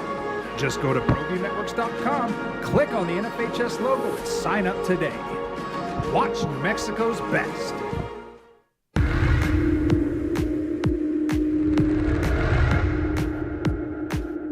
We would like to thank the following sponsors for making this broadcast possible. Everguard Roofing and Solar. For nearly 20 years, Everguard Roofing and Solar has been working with New Mexicans to enhance their homes and businesses. For all your roofing and solar needs in New Mexico, call 505-821-9543. High school sports are back. You can watch every ProView Network broadcast online on the NFHS Network. Every moment from every game from every sport, including all NMAA state championship games. Get your monthly pass now. Just go to ProViewNetworks.com, click on the NFHS logo, and sign up today. Watch New Mexico's best. For 50 years, Clark's Pet Emporium has been your pet's favorite stop. Fish, birds, cats, dogs, reptiles, and small animals. Clark's has built a tradition of friendly, knowledgeable service focused on affordable, quality pet care products and food. Locally owned and operated with 2 convenient locations for all your pet needs, including an extensive selection of gifts for both owners and pets. 11200 Manal Northeast or 4914 Lomas Northeast. Clark's Pet Emporium is celebrating 50 years. Thank you, Albuquerque, the pet supply superstore. ClarksPets.com. Hi everyone, my name is Master Sergeant Jacob Groves. I am a Air Force Special Warfare Pararescueman.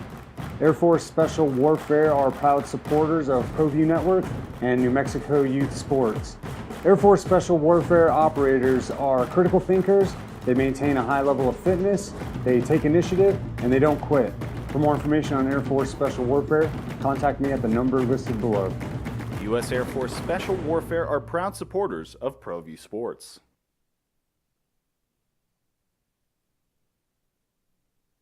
We would like to thank the following sponsors for making this broadcast possible. We fight the battles no one hears about. We drop into the middle of firefights to rescue others. You guys are funny to me today.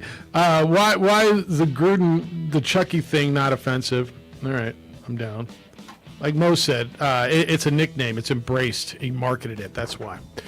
Talking about Gruden, talking about the NFL, talking about the Lobos and Maine coming up on Saturday. Nate Jones, their starting running back, will not play. He'll sit out one game, play against Boise State. I'll read you some of the conversation on that. And you can get in on what the voice of the people had to say. Sebastian Noel, good high school football. Have you been out to high school football yet? Have you seen your guy Aiden Chavez play? I got your pass, right? I gave you one? Yes. Well, I didn't get it. I gave it to you. I mean, I transported it. All right. I mean, I just delivered it. Don't kill the deliverer. I'm looking at the Friday schedules. Yeah. See where I pop up. All right. Very busy now. You're very busy. You got a game tomorrow night, right? You got a Thursday Tomorrow night? Yeah. Portland State in town, UNM. Women's soccer on the pitch at 7:30. All right, so you got to watch Portland State. Then I'm going to have to watch the Aggies in Minnesota. So we know what we're talking about when we come on the show the next day. Yes, I will watch the football game. I'll DVR it. Oh, that's a late night for you. Yeah. Who needs sleep? Well, and you might not have to watch the whole thing. It's overrated. I mean, I'll watch the first half. Yeah. I hope you have to watch the second half. I really do. If I'm up Yeah. until midnight watching that game, something good is happening for New Mexico. 100%. 100%. That's right. And a busy day Saturday. We're all working. All right, so Saturday, Lobos in Maine. So we're all working. A-Marie's got her show at 11 in the morning. It's called Name 3 Players. Yes. So you can hear A-Marie here on K-Marie at 11 o'clock. Yeah. And then where are we on pregame show over on News Radio's KKB? It's the format in Spanish, our pregame show, but you'll have Robert Portnoy and Don Shomar open the show. Extended time with me and Ned, so we'll be at the stadium. Ned James, yeah. Former Lobo quarterback. Yeah. Giving you our pregame takes. And then in the kickoff at 6. And then I will be working as well. Me and George Carter will have the call on the television broadcast. So if for some reason you can't make it out there, My 50 will be statewide and on the Mountain West Network. Me and George Carter will have the game on television. What's drawing your attention as you get ready for this matchup? Like, because I got my, these are things that All right. we need to see on Saturday. So where are you kind here's of? what we're going to do, because there's a minute and a half left in this segment. Yeah, there's- I'll tell you when we get back from the break, but I'm going to tell you a Ned James story then. I love Ned James. So when we get back, I'll tell you what's drawn my attention. So after the press conference yesterday, we were having lunch. So I'm sitting at a table with Ned James, Robert Portnoy, the voice of the Lobos, and David Williams, the deputy athletic director. And we're eating our chicken and our salad, and the dessert was beautiful. I mean, the food yesterday, you guys, you missed. The dessert was like a cheesecake brownie, raspberry, strawberry. It looked delicious. And so Ned's eating the dessert, and David Williams says, he looks at him and he says, "How's that dessert? Is it any good?" And Ned, with a bunch of it in his mouth, "Oh, it's really bleeping good." And Williams goes, "Damn it." That was the response. Damn. And we all gave in. Like, none of us were going to eat the dessert, but we all ate the dessert. Oh, okay. And by the way, You have to pull my leg. so worth it on the cheesecake brownie, chocolate cheesecake brownie, raspberry, strawberry, yummy. I mean, the hell with my girlish figure. Who needs that? Yummy. Yummy. All right, I'll tell you, we'll get into the matchup a little bit, what intrigues, because there are a number of things that do. 505-246-0610, 888-922-0610. Emails Jeff at sportsanimalabq.com, JJ at sportsanimalabq.com, and on ProView Networks, Comcast Channel 26. Josh is in there. We got the like the big dog, like back going OG how we started this thing. Josh producing for us on ProView Networks. Glad you're with us. Thank you for remembering. You listen to the opening drive on 95.9 FM and AM 610, the Sports Animal.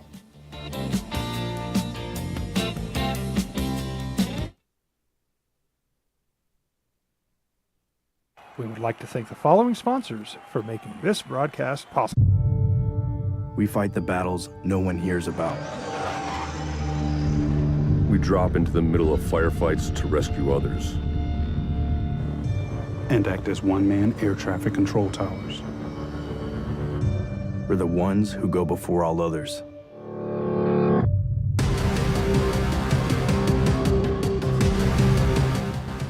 U.S. Air Force Special Warfare are proud supporters of ProView Sports. For 50 years, Clark's Pet Emporium has been your pet's favorite stop. Fish, birds, cats, dogs, reptiles, and small animals. Clark's has built a tradition of friendly, knowledgeable service focused on affordable, quality pet care products and food. Locally owned and operated with 2 convenient locations for all your pet needs, including an extensive selection of gifts for both owners and pets. 11200 Manal Northeast or 4914 Lomas Northeast. Clark's Pet Emporium is celebrating 50 years. Thank you, Albuquerque, the Pet Supply Superstore. ClarksPets.com. Don't sacrifice quality of flavor when you're in a hurry. Golden Pride offers ribs, fried chicken, green and red chili breakfast burritos, and Frontier Cinnabons. 4 great locations, or visit us online at goldenpride@abq.com. Golden Pride Barbecue Chicken and Ribs, proud supporter of ProView Sports Network. Well, I'm going to the frontier, walking to the cashier, order up a root beer and a number 1. Cover it with green stuff, 1 scoop is not enough. Find a booth is real tough, back by the Duke. Meet my family, meet my friends in the quirkiest restaurant I have ever been. All of Albuquerque's favorite spot, it's the Frontier Restaurant. The Frontier Restaurant is a proud supporter of ProView Networks.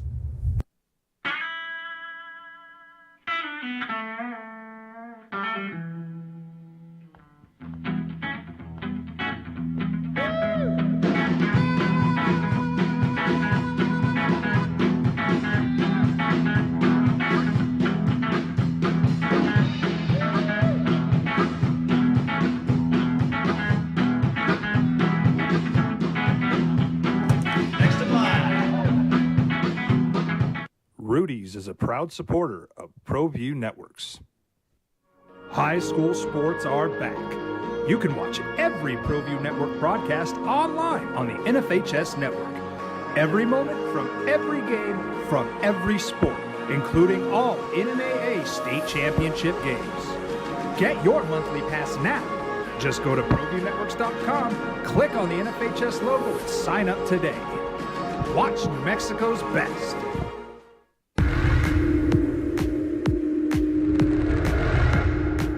We would like to thank the following sponsors for making this broadcast possible.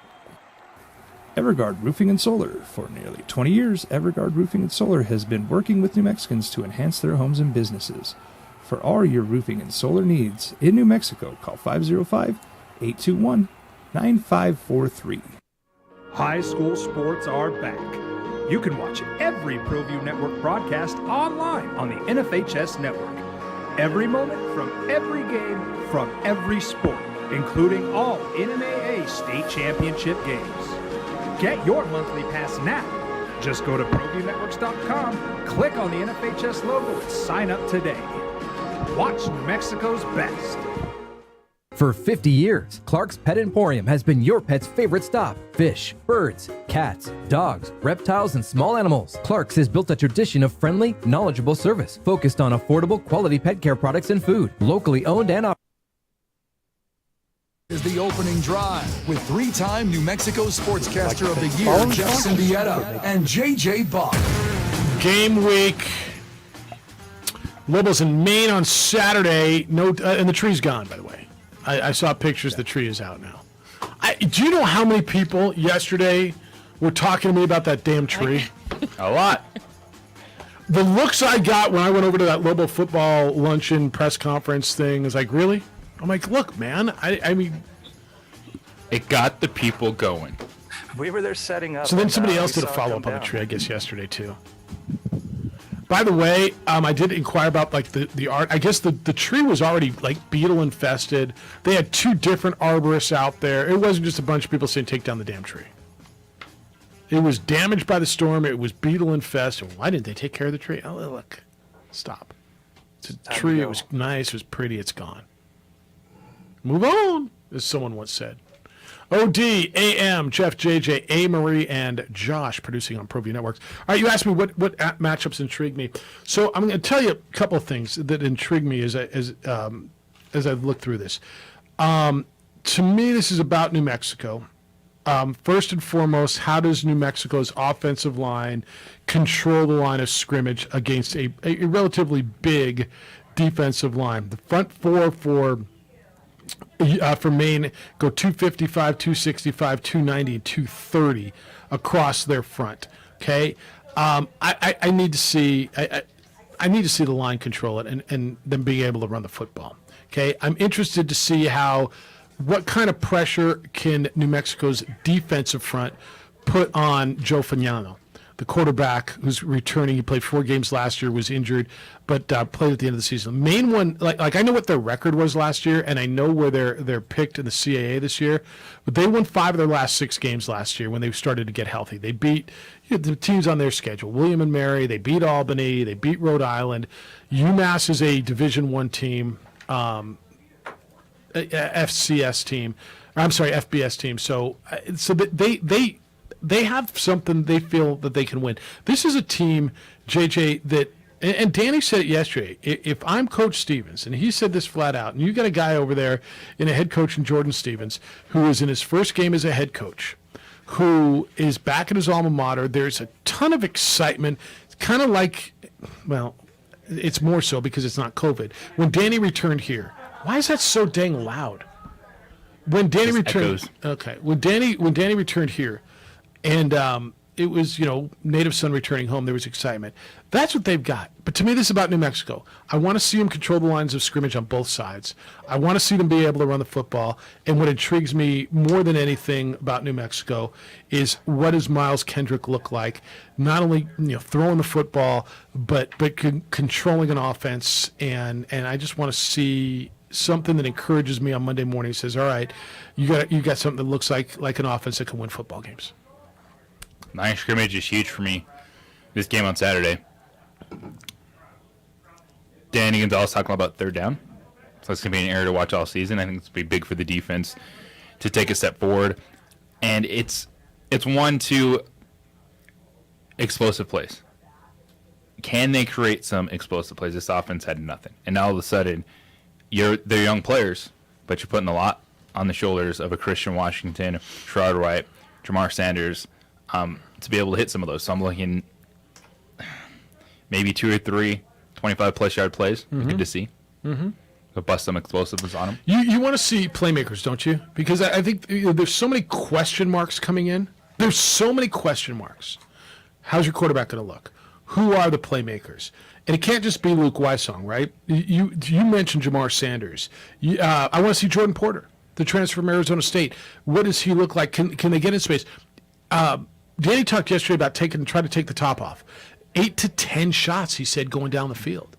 8 to 10. You hit on 4 of them, and you've got 4 big plays, and then get your running game going. I think that makes you. That's that viable offense. That's that threat that we're looking for. I think they've got tight ends.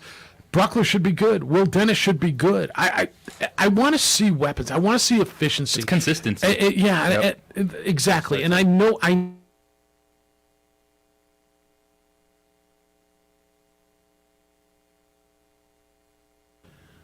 I'm not sure that people are going to sit around and say, well, yeah, but you're playing Boise State. And so, look, they're in your league, dude. Like, there's no, well, they're way better than us. No, you're talking about becoming a champion. Are they better right? That's what this year is about, getting better and competing. And I think it starts with being impressive this week. And so I'm with you on the line of scrimmage is important to me. And that's a big line, JJ. Have you looked at the size across the main offensive line? They come in and it's just dudes, man. It's 330 and 300 and 317 and 323 and 318 and just bulk across their front line. And that's, where schematically, defensively, in the 3-5, you want to see bodies flying everywhere. I want to see them getting at this quarterback, create turnover opportunities, because that's big thing this season is be better at creating turnovers. Yeah. All right, what are you looking for, Global Fan? I so many of you have come and said, hey, what should I expect? And I've asked you back in return, I don't know, what do you want to see? What do you expect to see? The whole what should I expect thing? What's going to make you satisfied? What are you hoping to see on Saturday? What's going to bring you back the next Friday? What's going to bring you back to see Boise State? 505-246-0610. 888-922-0610. And I'd love your thoughts on that. All right, text line. We're talking a lot about John Gruden this morning. Mud says... Mud says, Bob Knight did far worse, JJ, and still sat on the sidelines coaching. Let Mick Gruden coach if they want him. First of all, I'm not sure anybody wants him. And secondly, it's a different age. I don't know, what did Bob Knight do way worse? He threw a chair. He did different things. And you're looking at me in astonishment. Well, yeah, Bob Knight got by. Mm-hmm. Which you do when you have buddies and you're a powerful person. Well, and at the time, Bob Knight was considered one of the best ever. Yes, and that's John Gruden isn't. We understand there's levels to this, but just 2 wrongs don't make it right. But that 2 wrongs in so many people's heads make it right. Like, no one can ever be held accountable for something because, over here, this person got away with it, so we shouldn't hold this person accountable. Whataboutism. Yeah, it's whataboutism. Boy, her voice is so loud. It's unbelievable. Bob Knight in the day was considered one of the best, period, to ever do it. Okay, period. Bob Knight was very powerful. Bob Knight won. And by the way, the 70s and 80s were a different time than they are now. I know it's really hard for people to accept that. I know that that's sissifying America to some. I know that makes us soft. No, I've read them all this morning. Well, I know, but I think it's funny to me just... Because I know in sport we handle things differently in these conversations, and there's 2nd, 3rd, 4th, 5th chances, talent, players. But it's at some point in time too, you got to look in the mirror and understand the position you're in. And if you're an NFL head coach, using this language in emails to other executives, you don't think anything's going to happen? This isn't you standing on the sideline, chopping it up with your buddy.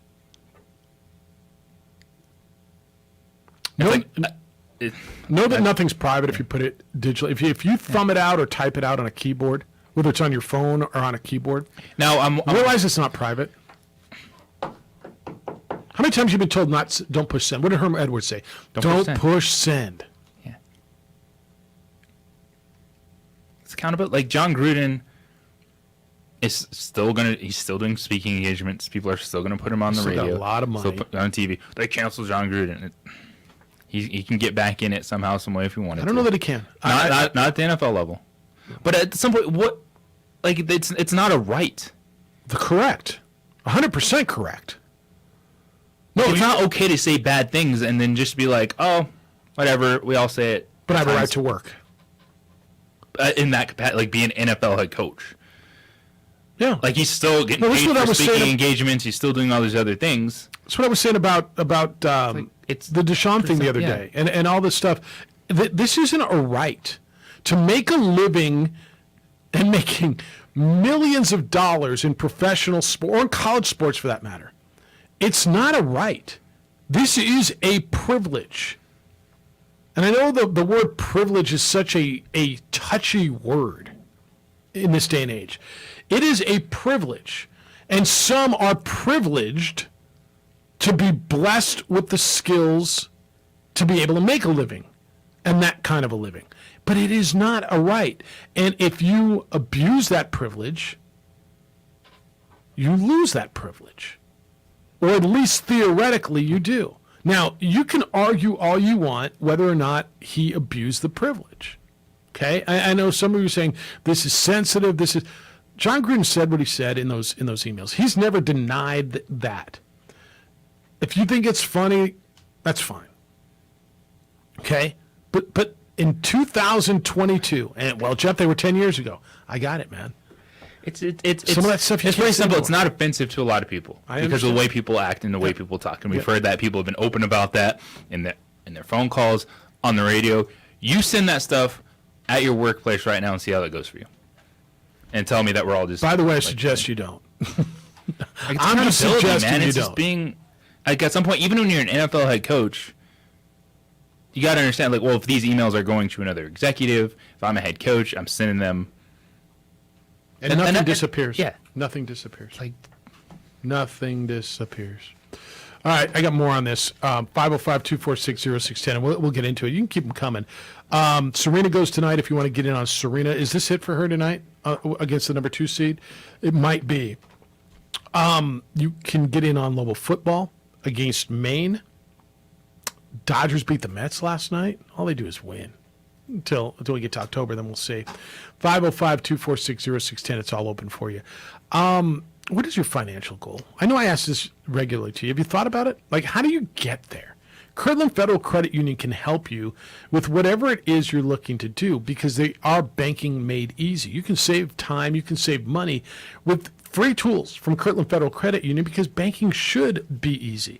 They offer online banking and bill pay. They've got unmatched security. In a dangerous world out there for your money, they employ the best technology to monitor your accounts and protect you from fraud and theft. Mobile banking, let me give you the real number, 30,000 ATMs nationwide. So they're in the See You Anytime network and the Co-op network. You're always close to your money no matter where you are, even when you travel. E-statements, online banking, and the Independence debit card. The little red card backed by the Go Anywhere, Buy Anything power of Visa. It offers you exclusive purchase rewards in your online banking account. So what can they do for you? Stop by any branch or visit them online. It's kirtlandfcu.org. That's kirtlandfcu.org. Membership eligibility required. See a representative for complete details.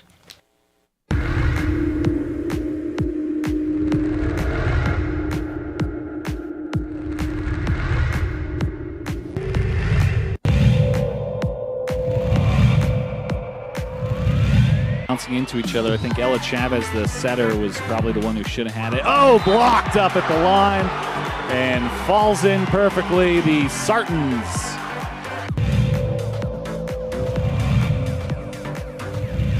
Pushing it across is Petrie. Meyer once again, Echerivel. Baker gets it off the block to Meyer. Echerivel, this time she just pushes it. And that one, she was there, was Perea, but it went off the foot. In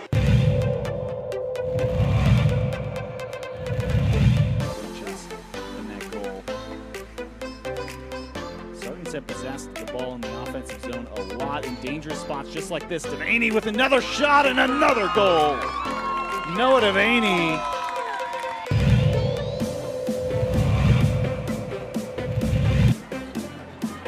So this to the back line. It's Maya Baca. Oh, what a cannon. Del Greco with authority from the front.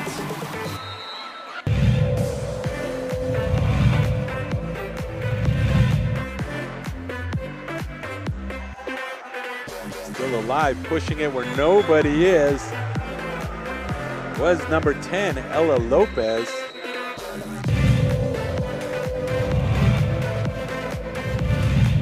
Less than half of his passes make it last time. He's successful so far. He's looking, and what's the route there? As Garris is in for a touchdown. And you said they're going to go to that over and over again. Yep. He had two options open there and a little post wheel on the left side, and the post was wide open as well.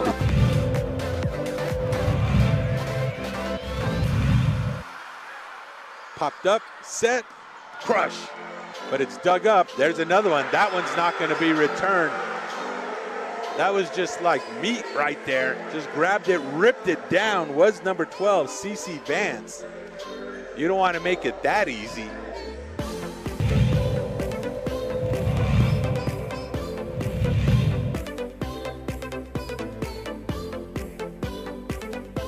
Curling ball towards the top, and it's in. Sandia Pratt gets their first goal of the game. And it is a familiar face, Finnegan Saunders with the shot.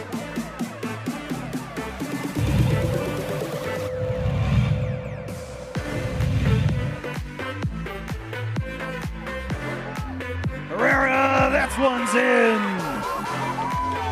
And it's actually Edgar Rios with the goal. 87th minute.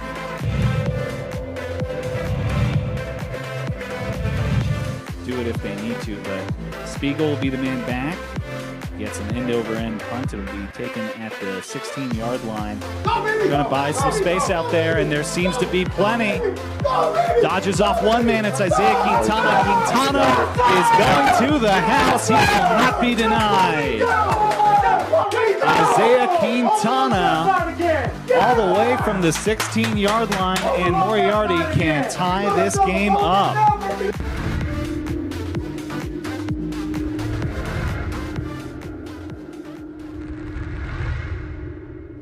We would like to thank the following sponsors for making this broadcast possible. Everguard Roofing and Solar. For nearly 20 years, Everguard Roofing and Solar has been working with New Mexicans to enhance their homes and businesses. For all your roofing and solar needs in New Mexico, call 505-821-9543. High school sports are back. You can watch every ProView Network broadcast online on the NFHS network. Every moment from every game from every sport, including all NMAA state championship games. Get your monthly pass now. Just go to ProViewNetworks.com, click on the NFHS logo, and sign up today. Watch New Mexico's best. For 50 years, Clark's Pet Emporium has been your pet's favorite stop. Fish, birds, cats, dogs, reptiles, and small animals. Clark's has built a tradition of friendly, knowledgeable service focused on affordable, quality pet care products and food. Locally owned and operated with 2 convenient locations for all your pet needs, including an extensive selection of gifts for both owners and pets. 11200 Manal Northeast or 4914 Lomas Northeast. Clark's Pet Emporium is celebrating 50 years. Thank you, Albuquerque, the pet supply superstore. ClarksPets.com. Hi everyone, my name is Master Sergeant Jacob Groves. I am a Air Force Special Warfare Pararescueman. Air Force Special Warfare are proud supporters of ProView Network and New Mexico Floods Youth down Sports. south.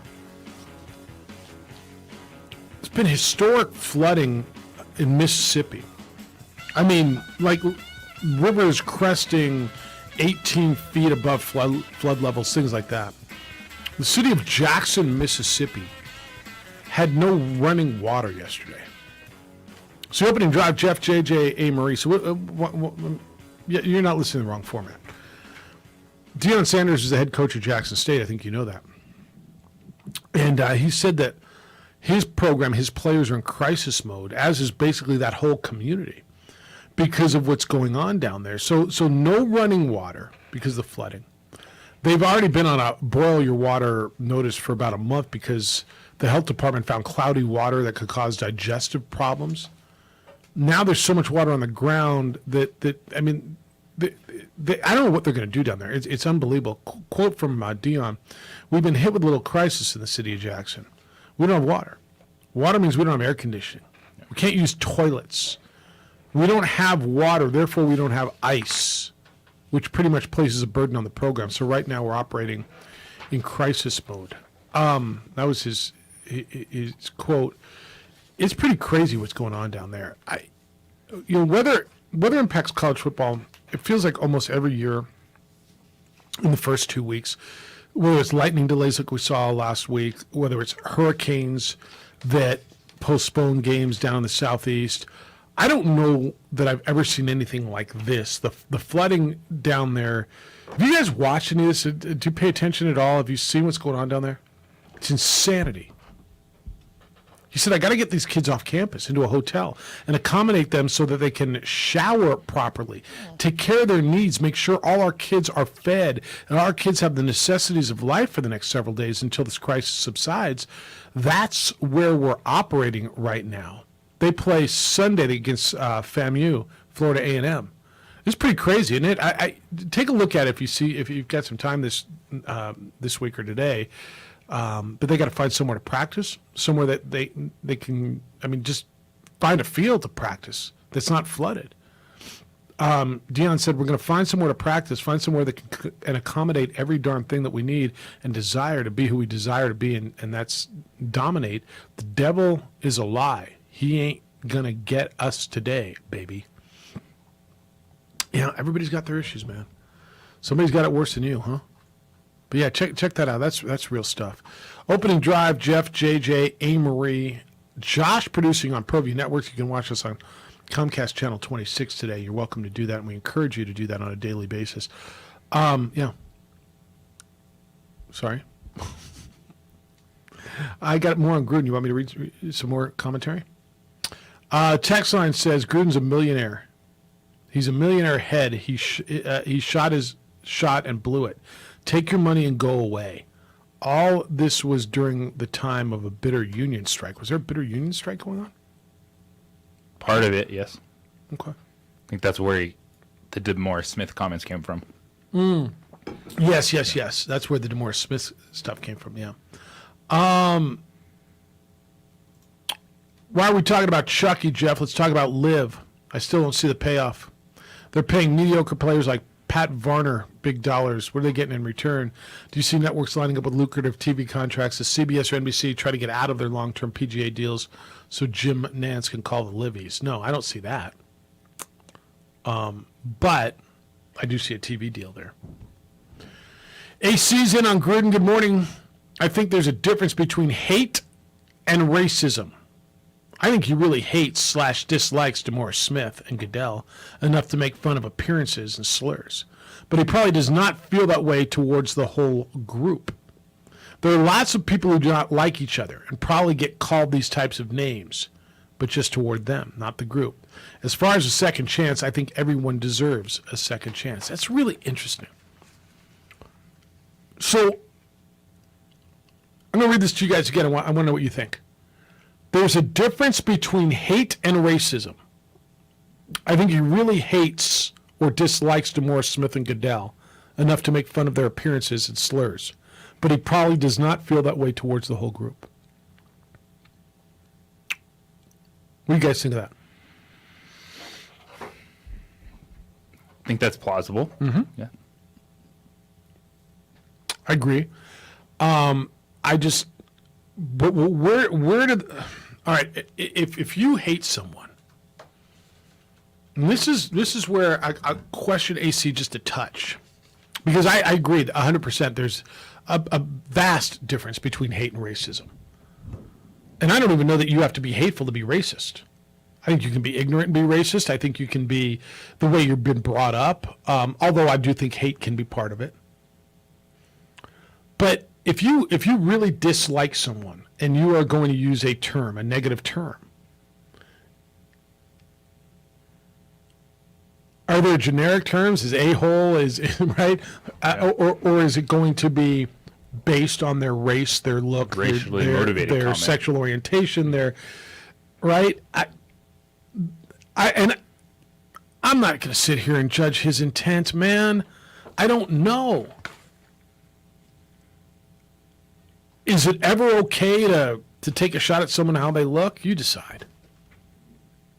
I don't think we have to decide on that. Well, I mean, Especially I when don't it know. comes If to- someone hated me and, you know, that loudmouth, bald-headed freak or whatever, right? I mean, would that be all right? What? Am I now Sorry, a loudmouth, just- bald-headed freak? No, You're just- a loudmouth, I just thought that bald-headed was- freak. Well, but you see what I'm saying? That would be taking a feature from. Is that not analogous? You guys are not with me on this?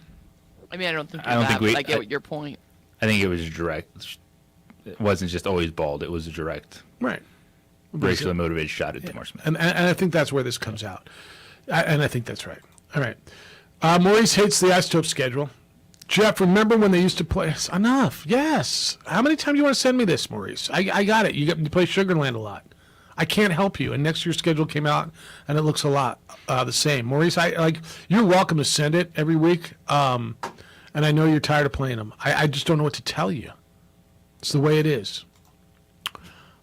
What? And You next are year's funny. I get the same emails like every week on the same. I know, man. I can't help you though. I wish I could, but if you wanna vent, you can. Need an early hoe. Wow, Lobo Hobo needs an early hoe. Headed to the lake early Friday a.m. So wants to hoe early while he's in the car. On Friday. I will do that. So there's a request for you. Ren's in. Don't let him cut down the nets in our gym, Jeff. Last night, Oklahoma City took a big step towards winning the PCL East by blowing out Round Rock out of their built. Looking at the schedule, the Dodgers are in a good spot to potentially clinch at our place in a couple of weeks. The rally cry for Albuquerque's baseball team has to be, we aren't going to the tournament, but don't let another team celebrate a championship on our court. We're not gonna take it. No! Hey, we ain't gonna take it. All right. Can't do it here. No champagne in our locker rooms. Okay. Jeremy said, time for another all-new edition of JJ Buck, Get Off My Lawn, Rock. Oh my gosh. Jeff, if you're going to have a long line at the drive-thru because indoors is closed from a lack of staffing, fine. But when you screw up my order, don't make me wait in the long line drive-thru again. That's fair. Totally. They need to have some way where poor little Billy can come outside and be like, I'm sorry, sir, here are your french fries.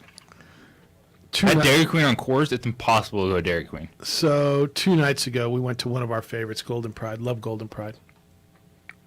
Got back, and Addie was going through the stuff. Where are my fries? Dad, they didn't get, we're not going back, babe. I paid for them. I love Golden Pride. And that line's always long. Always. But we're not going back. I mean, if you want to get in your car and go back, she's like, no, you can have part of my food. But yeah, I hate that one. Now it's on us that we didn't check the order, right? I almost always go through the bag and look, we get everything we need. This time we didn't. But yeah, that sucks. By the way, Jeremy's in fast food lines a lot. Aren't a lot of his Very busy. Get off my rocks. It's a lot of fast food stuff. Get out the way. Mm-hmm. Oh, that's inside pressure because I had one of those moments the other day. In the car going through McDonald's, had kid in the car, a friend, and 2 little kids, and one of them was like, I want pancakes. And we're like, it's 11:02, dude. Oh no, big daddy moment. And they just don't understand that. Yeah. And it was a friend's kid of ours. Yeah. I'm like, what do you want? And so we're sitting there, and I'm like, please give me an answer quickly. Because I'm sitting at the drive-thru. Oh no, it's the worst. Did you just get them nuggets? Like, you're getting a cheeseburger. Yeah. It's like, sorry, dude, they don't have pancakes anymore. Yeah, that's how it's going to be. 11:02. Kid's always happy with chicken nuggets, but it was That's what I thought. It was his friend, and so I'm just like, I don't know what this kid eats all the time. Chicken nuggets, man, and ketchup. Chicken nuggets and ketchup. As long as it's got a toy, we're good. Fair enough. Hey, Todd wants to know if the official OD My Fitty watch party can be at your house. Jeff, with JJ working, would Tilly Savalas mind if we stopped by? I have a feeling he has a big screen TV, and you know his fridge is well stocked with water. So Todd wants to stop by your place while you're working. Would Tilly mind if he and his boys stop by and watch the game? A little awkward. They don't want to go out to the stadium to watch the game. They want to go to your house. You can say no. Yeah, we'll have to workshop. He that just said, yeah, Todd. All right, yeah. So work it out, and you can stop by. You got to bring the pizza, though. I mean, right? Buy the food and chicken nuggets. Got any little ones I want to play? You know, the chicken nuggets and pancakes. Yes. 505-246-0610. Monster trucks and Hot Wheels. Austin will have some fun. Right. You get to babysit. So you can call him a babysitter. Come babysit. COD in the AM on 95.9 FM and AM 610, the Sports Animal. Cherry Fridays are back. We would like to thank the following sponsors for making this broadcast possible. Hi everyone, my name is Master Sergeant Jacob Groves. I am a Air Force Special Warfare Pararescueman. Air Force Special Warfare are proud supporters of ProView Network and New Mexico Youth Sports. Air Force Special Warfare operators are critical thinkers. They maintain a high level of fitness, they take initiative, and they don't quit. For more information on Air Force Special Warfare, contact me at the number listed below. U.S. Air Force Special Warfare are proud supporters of ProView Sports.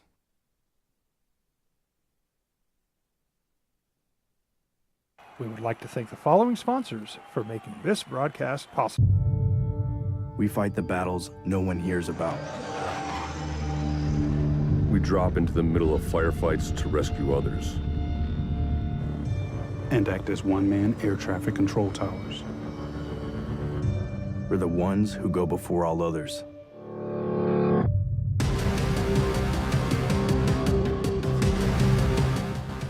U.S. Air Force Special Warfare are proud supporters of ProView Sports.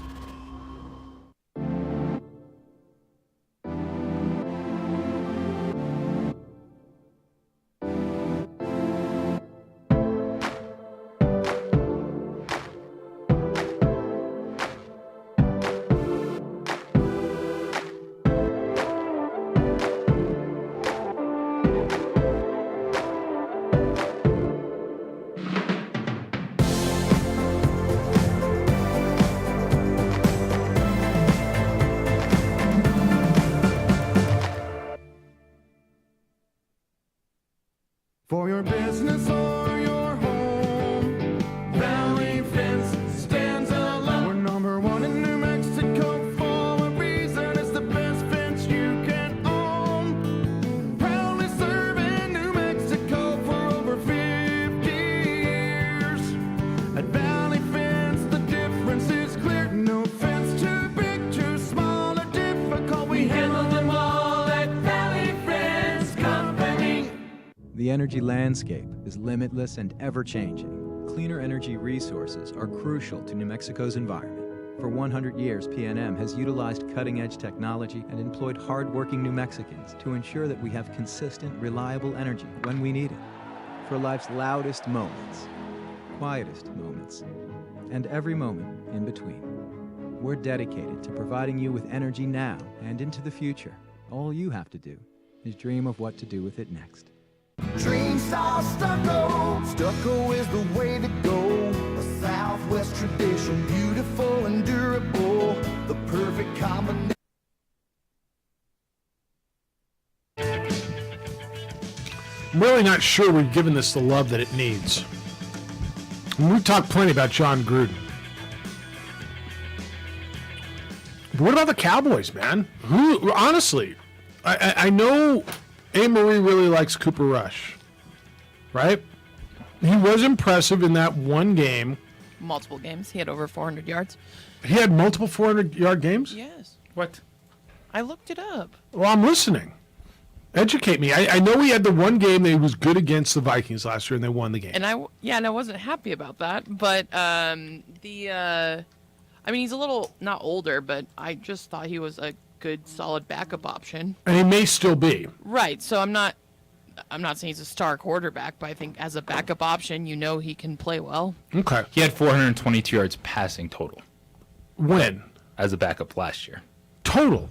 Yes. Oh. He had 325 yards in his start against Minnesota. Okay, and he played well in that one game. He played What's 2 good? games? Victory. Didn't he start the next game? No. Or was so they I thought needed he him one played week. more than once. Right, so he's probably going to be their guy. He made thought they were- one start, Then I read it wrong. 3 appearances where he threw 7 total passes. Oh, so he didn't start all. Okay, I thought he started more than I thought. I don't know why I thought that. So he had one start. It was good. I'm Did his job. I'm looking down the waiver wire, guys who got cut. Now he doesn't. Now the thing with Cooper Rush, he's a player that's not going through waivers. Oh. What does that mean? What's the difference? That he can't be claimed by everyone, so they're not worried. Like he would have to go decide to sign somewhere else. So there's probably an agreement like, hey Cooper, we're going to release you, but since you're not going through waivers and we're not worried about Buffalo claiming you, that we'll re-sign you in a day or 2. All right. I'm looking through because I think he's going to end up being the guy. But what this says is, and if you're just joining us, the Cowboys made their cuts and did not keep a backup quarterback. Now, it doesn't mean they're not going to have one. They just cut both Cooper Rush and who was the other guy that they had? Will Greer. Will Greer. Okay. Stignucci got cut. Ben DiNucci got cut as well. The fact that he lasted this long is stunning to me. No, honestly. I mean, there's been quarterbacks in the league where you just... JMU legend, Ben DiNucci. What was my dude from San Diego State who started the playoff Ryan game? Finley. Ryan Finley started a Was it playoff Finley? game for the Cardinals. And, I mean, he just was not a good NFL quarterback. He was a terrific college quarterback, but just wasn't good. And you're watching him, and your eyes are just telling you, like dudes, sometimes dudes just don't belong. Right? And Ben DiNucci kind of feels that way to me. Sorry, Stig. Now Stig's going to come in. What do you mean? What are you talking about? Yeah, what do you mean? He was a great GMU Duke. Yeah, he was. So I'm looking down the list. Who's there? Matt Barkley got cut? Ryan Lindley. Ryan Lindley. Lindley, What excuse me. did you say I previously? said Finley. All right, yeah, Ryan Lindley. Ryan Finley played at Boise State. Lindley was a terrific quarterback at San Diego State. It just didn't work for him. Although he started a playoff game in the National Football League for the Cardinals. That's how bad it was for them. So I'm looking down. Matt Barkley got cut. Nathan Peterman, Josh Rosen, Jeff Driscoll, Jake Luton. I'm not giving you everybody. I'm just giving you some names that maybe you've heard. Kellen Mond interests me, and I you asked me why earlier, and I'm like, well, I can't tell you I've seen a bit of Kellen Mond in camp. I just liked what I saw Kellen Mond in college. Sean Mannion got cut. So who's the Vikings backup quarterback? Nick Mullins. Okay, they just acquired. Yes, I remember that. Right, that was that odd conversation we had the other day, where we're talking about something. You said, and the Vikings acquired Nick Mullins. I'm like, what? What? Yeah, I remember that conversation now, and that should have stuck with me a little bit better than it did. Doesn't your gut tell you that the Cowboys are going to end up going back to Cooper Rush? Oh, I absolutely. would assume they need a backup, Well, yeah, and then maybe draft. yeah, but they need somebody in camp. They need somebody ready to go if Dak gets dropped. And I'm just going down all these. Davis Webb. Nope. That doesn't do it for you? Is that different than Davis Mills? It is different, right? Yep. I'm aware of that. Chris Streveler. I mean, you're just looking. The good backups got kept. Yeah. There's Right. If you're looking for someone that's intriguing on any of these cut lists, Yeah. Trace McSorley, That's a good one. Who cut him? former Penn State quarterback, was in camp at Arizona. I missed that. Okay. So like all the good backup quarterbacks still have jobs. So if you're like, oh, let's just sort through this pile, I think Trace McSorley is interesting because he's athletic. You need a case of emergency game. Not bad on the waiver wire. Matt Barkley out of chances? Probably, right? Is he going to be on Fox? Good-looking USC quarterback? I mean, that's where those guys seem to end up. Him sitting next to Matt Leinart, would that be all right? And Reggie Bush? Well, I'm just saying. It kind of seems where they're going. Cowboy fan, I don't know. Does it bother you? God, Trace McSorley is the first name on the first team on the first list. Like, how did I miss that? Yeah, that's interesting. Did any of these other ones do it for you? Josh Rosen, Matt Barkley, Nate Peterman, Jeff Driscoll. Rosen. Is that the greatest career that never happened? Josh Rosen. What a need to go play USFL, XFL. Totally. Just like play some football, man. Like it's an opportunity to throw a football around. Yep. So who do the Browns have? Instead of being cut every other Jacoby week. Brissett. And Colt McCoy. Was it Colt McCoy? no, Where did Colt McCoy? Arizona? Where'd he go? he was in Philly, wasn't he? It's Josh Dobbs behind him. Colt McCoy is in Arizona. Arizona now? Yeah, I thought he was in our Browns. How about the career he's made out of being a backup? Yeah. Like I mean, good for him. He must be the ultimate teammate. Holds the hell out of a clipboard. Has exemplary penmanship. I mean, you can read the numbers that he writes down on that, whatever the hell it is that he's writing down on that clipboard. But yeah, he's made a hell of a career out of being a backup, right? Where'd you tell me he is? Arizona? Yeah. And before he was on the Browns, right? He was the Eagles. I know that. I know he was the Eagles for a minute. You could tell me he was the Browns, and you'd probably be right. But his career, he was with. Why can't I get career stats? Why do you got to give me last year? I know. You want to know the Colt McCoy story? Cardinals, Giants, Commanders, 49ers, Browns. Never the Eagles? No. Well, I would have Commanders, sworn. Man, what's crazy? That's the only one I was certain about. I don't remember. I was 100% wrong. I thought Cooper Rush was a star quarterback, but this 5 years on the Commanders, I didn't even what? Yeah. Wow.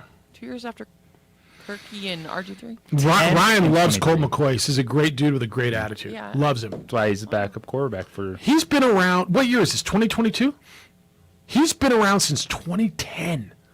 12-year career. That's crazy. I mean, he's got to made bunches of millions of dollars and living the life, right? He's 35 years old, and he's still around.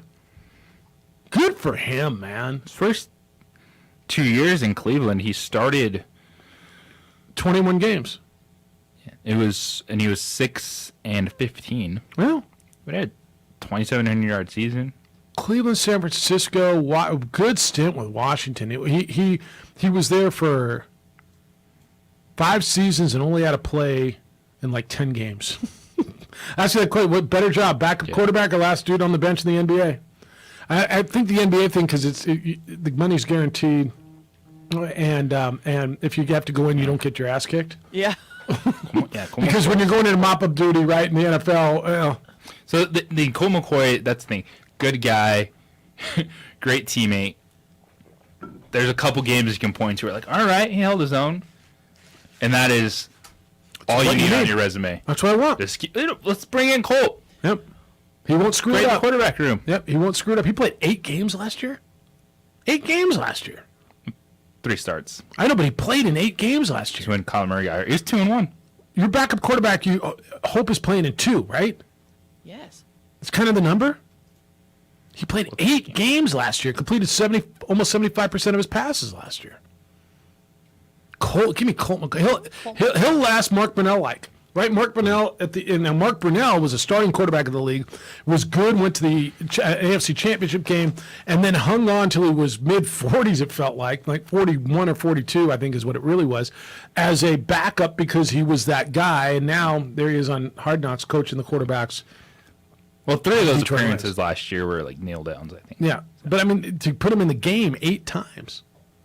But yeah. So the Cowboys got to find something. Who is it? I mean, you'll find this out. All right. Wow, that's a lot more correspondence that came in I got to read. We'll get those to you when we get back. Company email users of the OD and the AM is how this one started. Oh, the tangled gyrations we weave. It's the opening Colt McCoy. Yeah. Hobbs, New Mexico. Let's go. Is that where he's from? Text line helping us out. No wonder Ryan loves him. He's a New Mexican. Let's go. It's the opening drive on 95.9 FM and AM 610 Sports Animal. We would like to thank the following sponsors for making this broadcast possible. We fight the battles no one hears about. We drop into the middle of firefights to rescue others.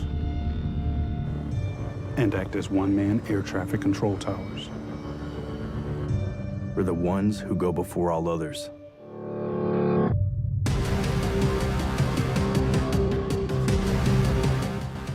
U.S. Air Force Special Warfare are proud supporters of ProView Sports.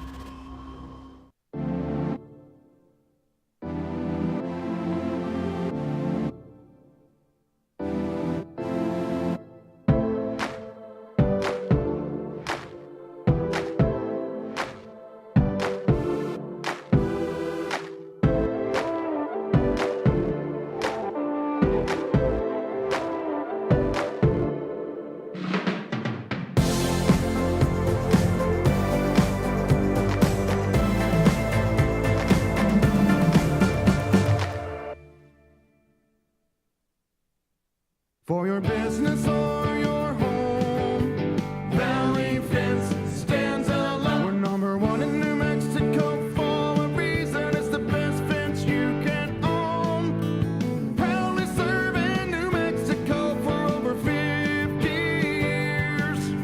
At Valley Fence, the difference is clear. No fence too big, too small, or difficult. We handle them all at Valley Fence Company. The energy landscape is limitless and ever-changing. Cleaner energy resources are crucial to New Mexico's environment. For 100 years, PNM has utilized cutting-edge technology and employed hard-working New Mexicans to ensure that we have consistent, reliable energy when we need it. For life's loudest moments, quietest moments, and every moment in between. We're dedicated to providing you with energy now and into the future. All you have to do is dream of what to do with it next. Dream style stucco. Stucco is the way to go. A Southwest tradition, beautiful and durable. The perfect combination. Your favorite color, your favorite texture. You're gonna love it when they put it all together. Through any weather, nothing looks better. From the smooth to the rough, they really know their stuff. Nobody does stucco like Dream style stucco. Don't sacrifice quality and flavor when you're in a hurry. Golden Pride offers ribs, fried chicken, green and red chili breakfast burritos, and Frontier Cinnabons. 4 great locations, or visit us online at goldenpride@abq.com. Golden Pride Barbecue Chicken and Ribs, proud supporter of ProView Sports Network.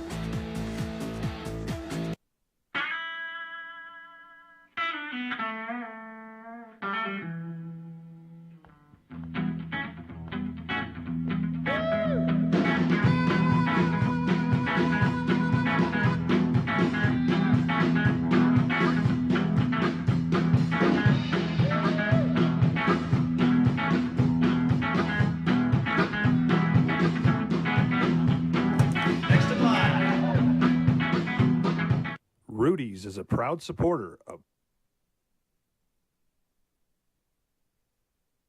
Animal. We'd like to think. It's your football authority. Monday morning So we come the quarterback. Monday morning quarterback. Let's go. Break down everything in the NFL, college football. Sweet. We get to. By the way, we're here Monday. Yeah. Monday's Labor Day. You're off, but tune in the radio. We'll be here for you. Danny will be with us. We'll talk about the first Lobo football game. So that's why we are your Monday morning quarterback. Yeah, and we work on Mondays, so we'll be here. Company email users of the OD and the AM. This came in on my email this morning. It says, to quote the late Dr. Maya Angelou, when someone shows you who they are, believe them the first time. What people do and say and how they treat people when they think no one is watching matters. What they do and how they act when not in mixed company matters. It doesn't necessarily matter as to how they perform their jobs, but it absolutely matters as to who they really are and the kind of person they are. Am I judging John Gruden? Absolutely. Would I judge anyone else if they said/wrote the same thing that Gruden did? Absolutely. I wouldn't matter how well they do their job, or if they thought the communication was in private, or if we were cool before. African Americans make up about 13 to 14% of the population, and approximately 10% of the people in the world are or identify with being a member of the LGBTQ plus community. So it's real easy to get on the phone or get behind a keyboard and say that we're wussifying the country when the offensive comments being said are not directed at you. Jeff, your question's a good one. If someone is offended and you're not, is what was said still offensive? Yes. If something is offensive, it's offensive. It doesn't make you a wuss or woke or soft or whatever if you condemn the offensive, even if it doesn't pertain to you and or your family directly. But hey, you want to defend that kind of thing, cool, that's on you. Gruden's contortions and gyrations in his apology are also just as telling about him as his emails. The irony of him calling out ESPN for not always being truthful and towing the company line while he's reading straight from the made racist statements now I'm trying to work again playbook, regardless of if it's true or not, is not lost on me. First cross-country weekend of the season, so far so good. The email says, I know you won't hype this, but a top 40 finish in a field of over 120 runners and a third-place team finish at the biggest cross-country meet of the weekend ain't half bad. Congratulations, young Ms. Symbieta. Well done. Panther Boys did all right as well in Cuba. Getting ready to listen to the voice of the people, Grady in Santa Fe by way of UNM. It's a lot in Grady's email. Look, if someone's offended, it's offensive to them, okay?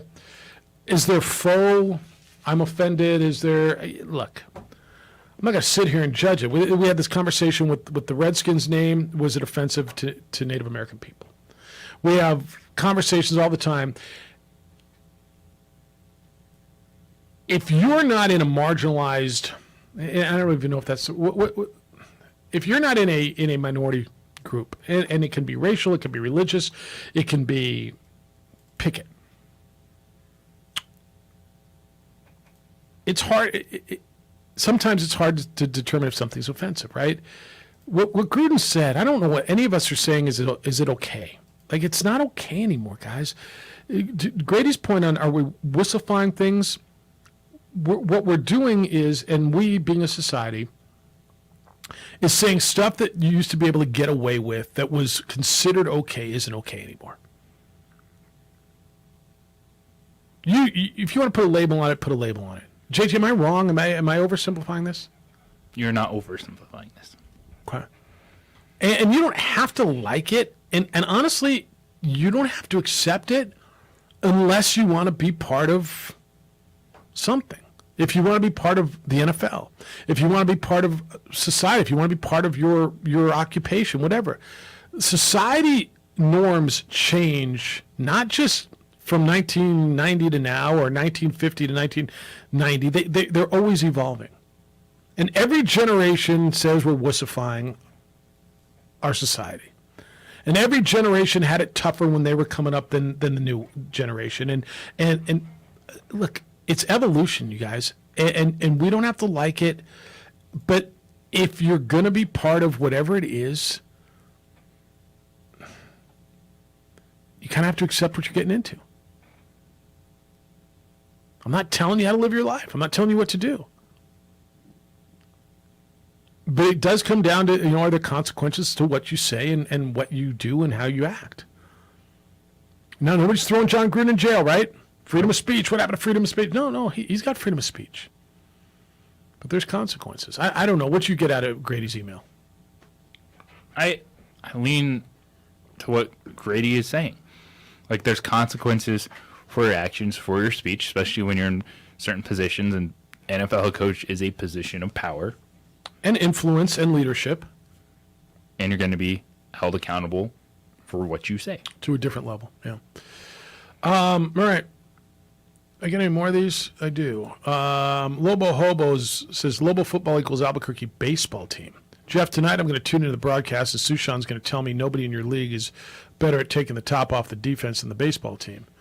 Fans go nuts. Sometimes you even get free tacos, but it hasn't resulted in consistent wins. Yeah, they hit a lot of home runs, is what he's saying. All right. I don't know if that equals Lobo football, but I appreciate the effort. You need more explosive plays still. You need some home runs for Lobo football. Man, a bunch of you. Colt McCoy, Hobbs, New Mexico. Check you guys out. All right. Text line, Harold Varner, the only golfer to be truthful about live golf money. Very refreshing. Harold Varner said, I'm going to live because of the money. Him and Pat Perez. And him and Pat Perez. Him and Pat Perez. You appreciate that? Yeah, it's just because we know. Don't try to fake it. Get your money, cash some checks. Harold Varner said, I'm going because they paying me. Cam Smith has been, all coy and all this other stuff and whatever. No, Harold Varner says, I'm going to make the money. Money was definitely a factor in decision. I won't ignore that or say it wasn't a reason. It was obviously a business decision for one, and an offer I couldn't ignore. I mean, thank you, right? Thank you. How do you feel about Clayton Kershaw returning to the mound tomorrow? So here, somebody asked us on the text line too early. Here's my deal. I don't think they would throw him out there if he wasn't ready. So is it too early? Do you hold him? I'd like him to get some run before the playoffs. Yeah, pull him after 4 innings. Put him on a pitch count. He's 85 pitches. Let's go. Yeah. What do you want to hold Clayton Kershaw? He went out with a back issue. Do you want to hold him and have him make his first start in the playoffs? I do not. I do not believe that they would put him out there. Mike, I do think they need to micromanage him. Okay. The rest of the season. But I would not let him just go in the playoffs and feel good about it. That is his first start.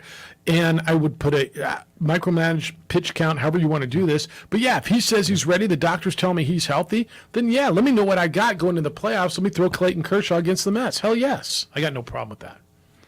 Especially with Gonsolin going on the IL. So what happened there? Forearm strain. Yesterday, right? That's very bad timing for that one, forearm strain. Because that's not just like load management stuff. So you want Kershaw in there to help get you by. You're going to have a lot of bullpen games.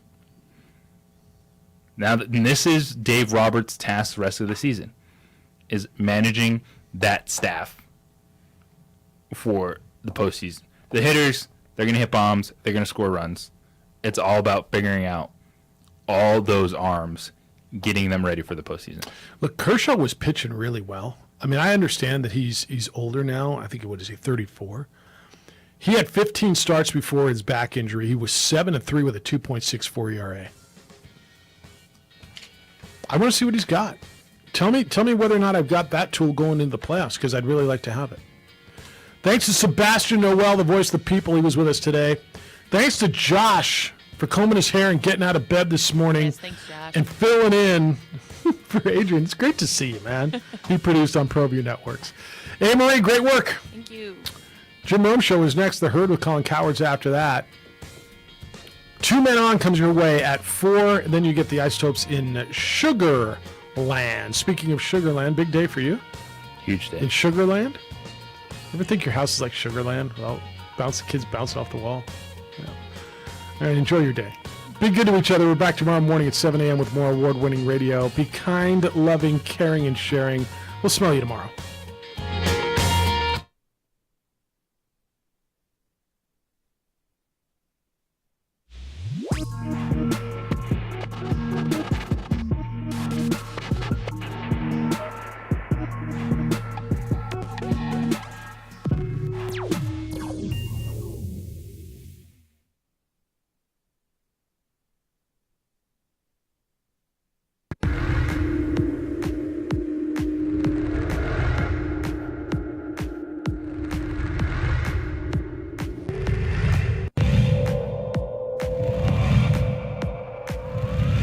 Bouncing into each other. I think Ella Chavez, the setter, was probably the one who should have had it. Oh, blocked up at the line and falls in perfectly. The Sartans.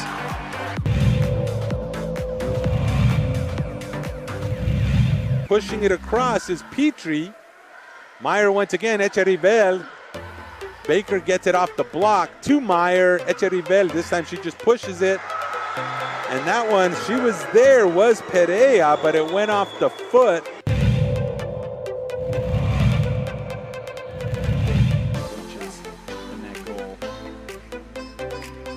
Sartans have possessed the ball in the offensive zone a lot in dangerous spots just like this. Devaney with another shot and another goal. Noah Devaney.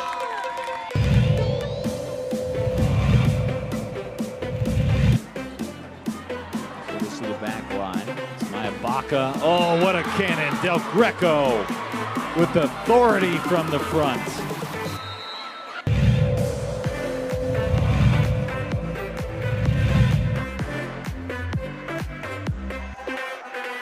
Still alive, pushing it where nobody is. Was number 10, Ella Lopez.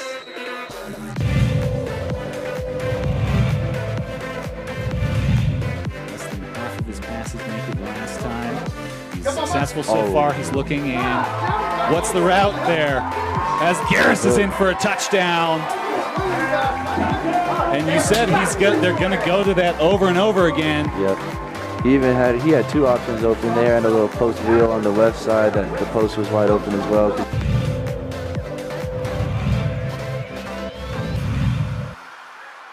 Popped up, set, crush. But it's dug up. There's another one. That one's not going to be returned. That was just like meat right there. Just grabbed it, ripped it down. Was number 12, CeCe Vance. You don't want to make it that easy.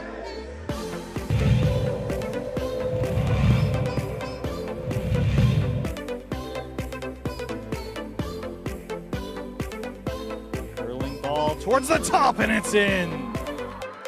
Sandia Prep gets their first goal of the game. And it is a familiar face, Finnegan Saunders with the shot.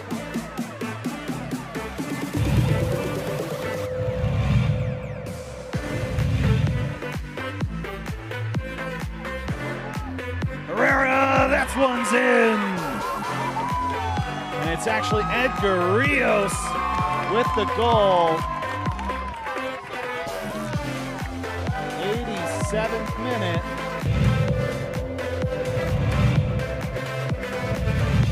Do it if they need to, but Spiegel will be the man back. Gets an end-over-end punt. It'll be taken at the 16-yard line. Going to buy some space out there, and there seems to be plenty. Dodges off one man. It's Isaiah Quintana. Quintana is going to the house. He will not be denied. Isaiah Quintana all the way from the 16-yard line, and Moriarty can tie this game up.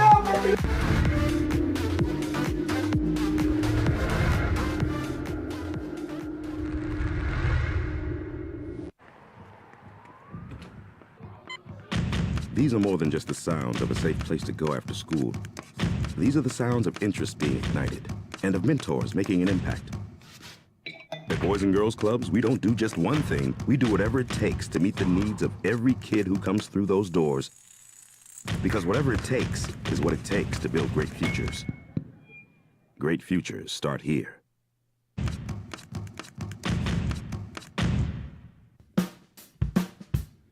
Well, I'm going to the frontier, walking to the cashier, order up a root beer and a number one. Cover it with green stuff, one scoop is not enough. Find a booth that's real tough, backed by the Duke. Meet my family, meet my friends in the quirkiest restaurant I have ever been.